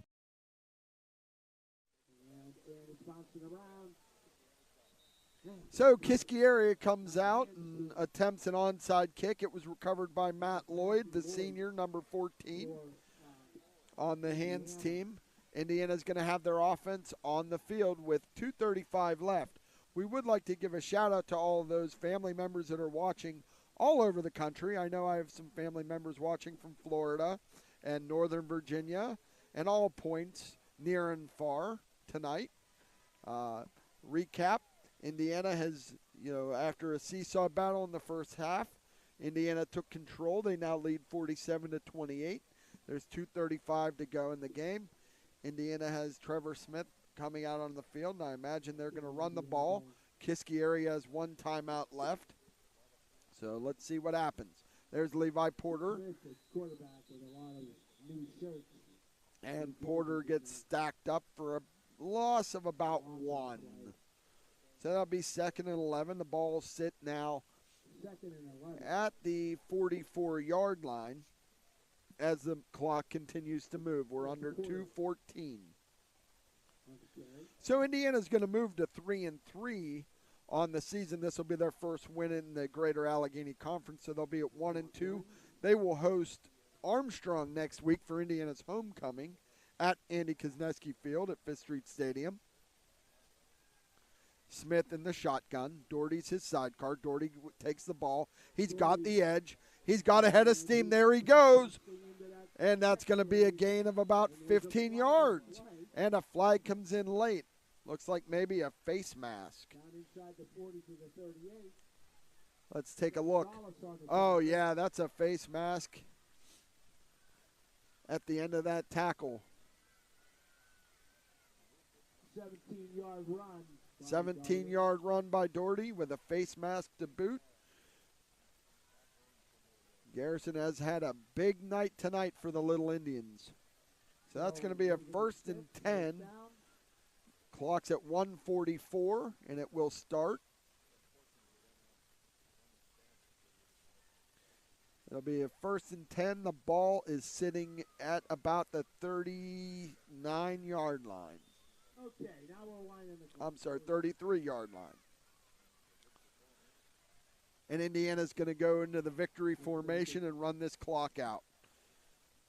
A big night by the Little Indians to get back, after the last 2 weeks of not scoring a point against Mars and Highlands, to come out and put 47 on the board tonight. This is a good win for the Little Indians. And this group of seniors, you got to give credit to the offensive line. As I mentioned earlier, they lost the Clark boys early due to basically season-ending injuries. But Ben Cochran at the center, Colton Augustine, who is a sophomore, who has stepped in and really played well. Mason Fisher's at a guard. He's a senior. Senior Josh Nelson is at the tackle. And Carson Beatty is a junior, and he's at the other tackle. And Indiana's going to have to kneel the ball one more time to wrap this game up. But a big night by Garrison Doherty. He's got 4 touchdowns. We don't have stats on the yardage. Again, we want to thank you for joining us tonight. Unfortunately, we weren't with the technical difficulties. And Trevor Smith takes the knee, and that's going to end the game for the Indians. And they're going to get a win. They'll go to 3-3. 1-2 in the Greater Allegheny Conference, and Kiski drops to 0-6 and 0-3 in the Greater Allegheny Conference. We'll take a quick break. You're watching Renda Digital TV, brought to you by Bowser Minnick Funeral Home. It's the one with the stained glass ship in the front door. You liked the one with the 2-car garage. But then we found it, the one. It had a porch swing, a yard for our dog, a room for your office. Sure, it was 95 years old, but when we met with Amy at S&T Bank, she mentioned they had been around for over 115 years, and that made me feel better. Because even if we won't be here in 115 years, maybe our grandkids will be. The Indiana County Technology Center is now accepting enrollment in our adult education programs. The ICTC's adult education programs offer in-demand post-secondary programs tailored to empower student success. From cosmetology to welding and practical nursing, the ICTC has a program for everyone. Indiana County Technology Center, empowering tomorrow's workforce.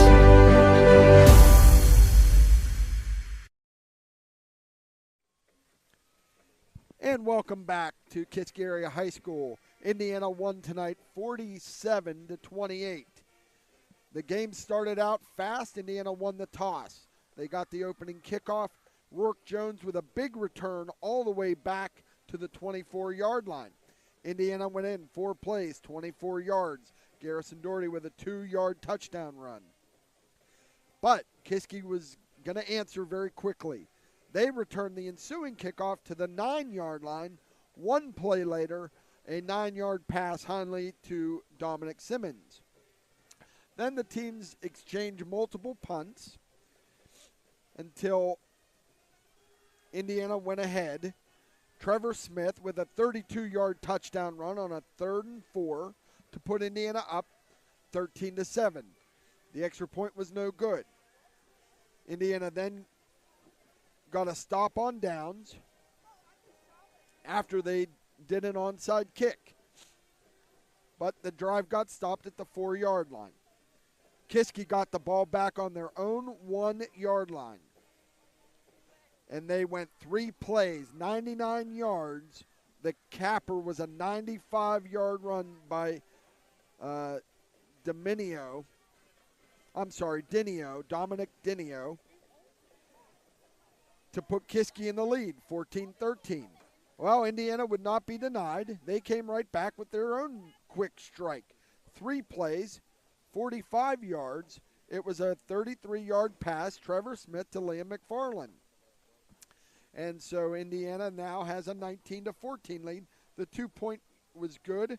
I'm sorry, I misspoke. That drive was Trevor Smith on a 33-yard pass to Garrison Doherty. Liam McFarland caught the 2-point conversion. On the next Kiski drive, they fumbled. Indiana recovered and had a 2-play drive. Trevor Smith to Liam McFarland with a 36-yard pass. So that was a 2-play drive, 67 yards. We go into the halftime, and Indiana had the lead at half. They came out, held Kiski on 4 3-and-out. Then they drove the ball and got nothing. Then gave the ball back to Kiski. 5 plays, 70-yard drive. Dinio on a 48-yard touchdown for Kiski. Indiana then got the ball back. 4 plays, 64-yard drive, capped off by a 27-yard touchdown run by Garrison Doherty. That put Indiana up and gave them some cushion as they went in and then were able to hold Kiski Area. Then finally, there was Indiana on a botched punt. Indiana got the ball at the 5-yard line. Levi Porter on 1 play took the ball 5 yards and scored. The extra point was good by Tristan Redinger. Indiana then held Kiski on downs. They got the ball back. 8 plays, 42 yards. Garrison Doherty with his 4th touchdown of the night. It was a 3-yard rush. The extra point was good. And that is our final score. Indiana 47, Kiski Area 28. I do apologize. I did miss one long 64-yard pass from Heinley to Simmons to close the scoring and get Kiski Area to 28 points. That was a one-play 64-yard drive. Then Indiana was able to run the clock out. So a good win for Indiana. Big night by Garrison Doherty. Again, we apologize for the technical difficulties that we had. You didn't get to hear the Hall of Famer Jack Benedict tonight, but we appreciate you tuning in. He was over doing yeoman's work on 1450 WDAD, and we want to thank Doug Steve, who was here with us tonight, Crimson Wealth Management, who normally sponsors our sideline reports. Unfortunately, we weren't able to get any sideline reports to you tonight due to the technical difficulties. Let's take one more break. You're watching Renda Digital TV, brought to you by Bowser Minnick Funeral Home. Luther Ford, one trusted name, two great locations. Right now at Luther Ford, order your new Ford and lock in 2.9% APR financing for 60 months, no matter when your new vehicle comes in. That's right, order your new vehicle now and your interest rate is locked in even if rates go up. Just stop in today and drive away in your new vehicle from Luther Ford. Luther Ford, two great locations, Homer City and Evansburg. Click on lutherford.com.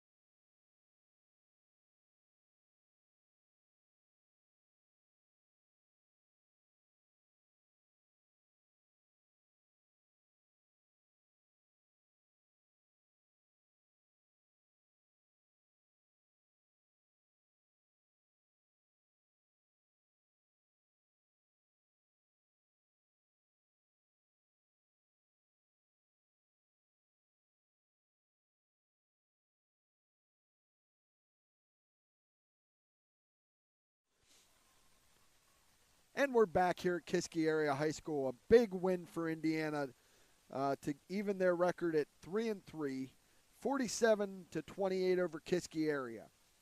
Our Gooden Associates player of the game tonight is Garrison Doherty. He had 4 touchdowns. Unfortunately, we don't know how many yards, but I got to believe it was over 100. What a great offensive performance by Indiana. Everybody contributed. Levi Porter had a big night. Liam McFarland had a nice night. Trevor Smith, it was good to see him back and throwing the football. Great job by the offensive line, and the defense did what it had to do. When they had to make stops, they were able to get those stops. So, next week, Indiana returns home for homecoming against arch rival Armstrong, and we all know about Armstrong. They have the very talented quarterback, Caden Olson.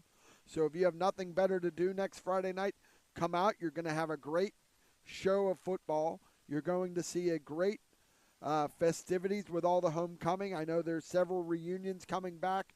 The class of 1992 is their 30-year reunion. They're also joining with the class of 91 and 1990 because of the pandemic. Those classes weren't able to have reunions. So it should be a fun night at Andy Kuzneski Field. We look for you to come out.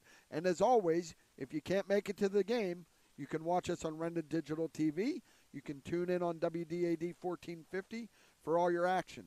Hopefully next week, I will get to talk to my sidekick who's over my shoulder doing the radio. And we'll have Doug Steve in the Crimson Wealth Management sideline reports. But for our engineer, Andy Hart, and our cameraman, and I forget his last name, but it's Bill, what is it? Joe. Bill Joe, sorry about that. The live television, we have Garrett Clark back in the studio. And for my partner, Jack Benedict, and Doug Steve, and the whole cast of thousands, ladies and gentlemen, good night from Kiski Area High School. You're watching Renda Digital TV, brought to you by Bowser Minnick Funeral Home. Good night.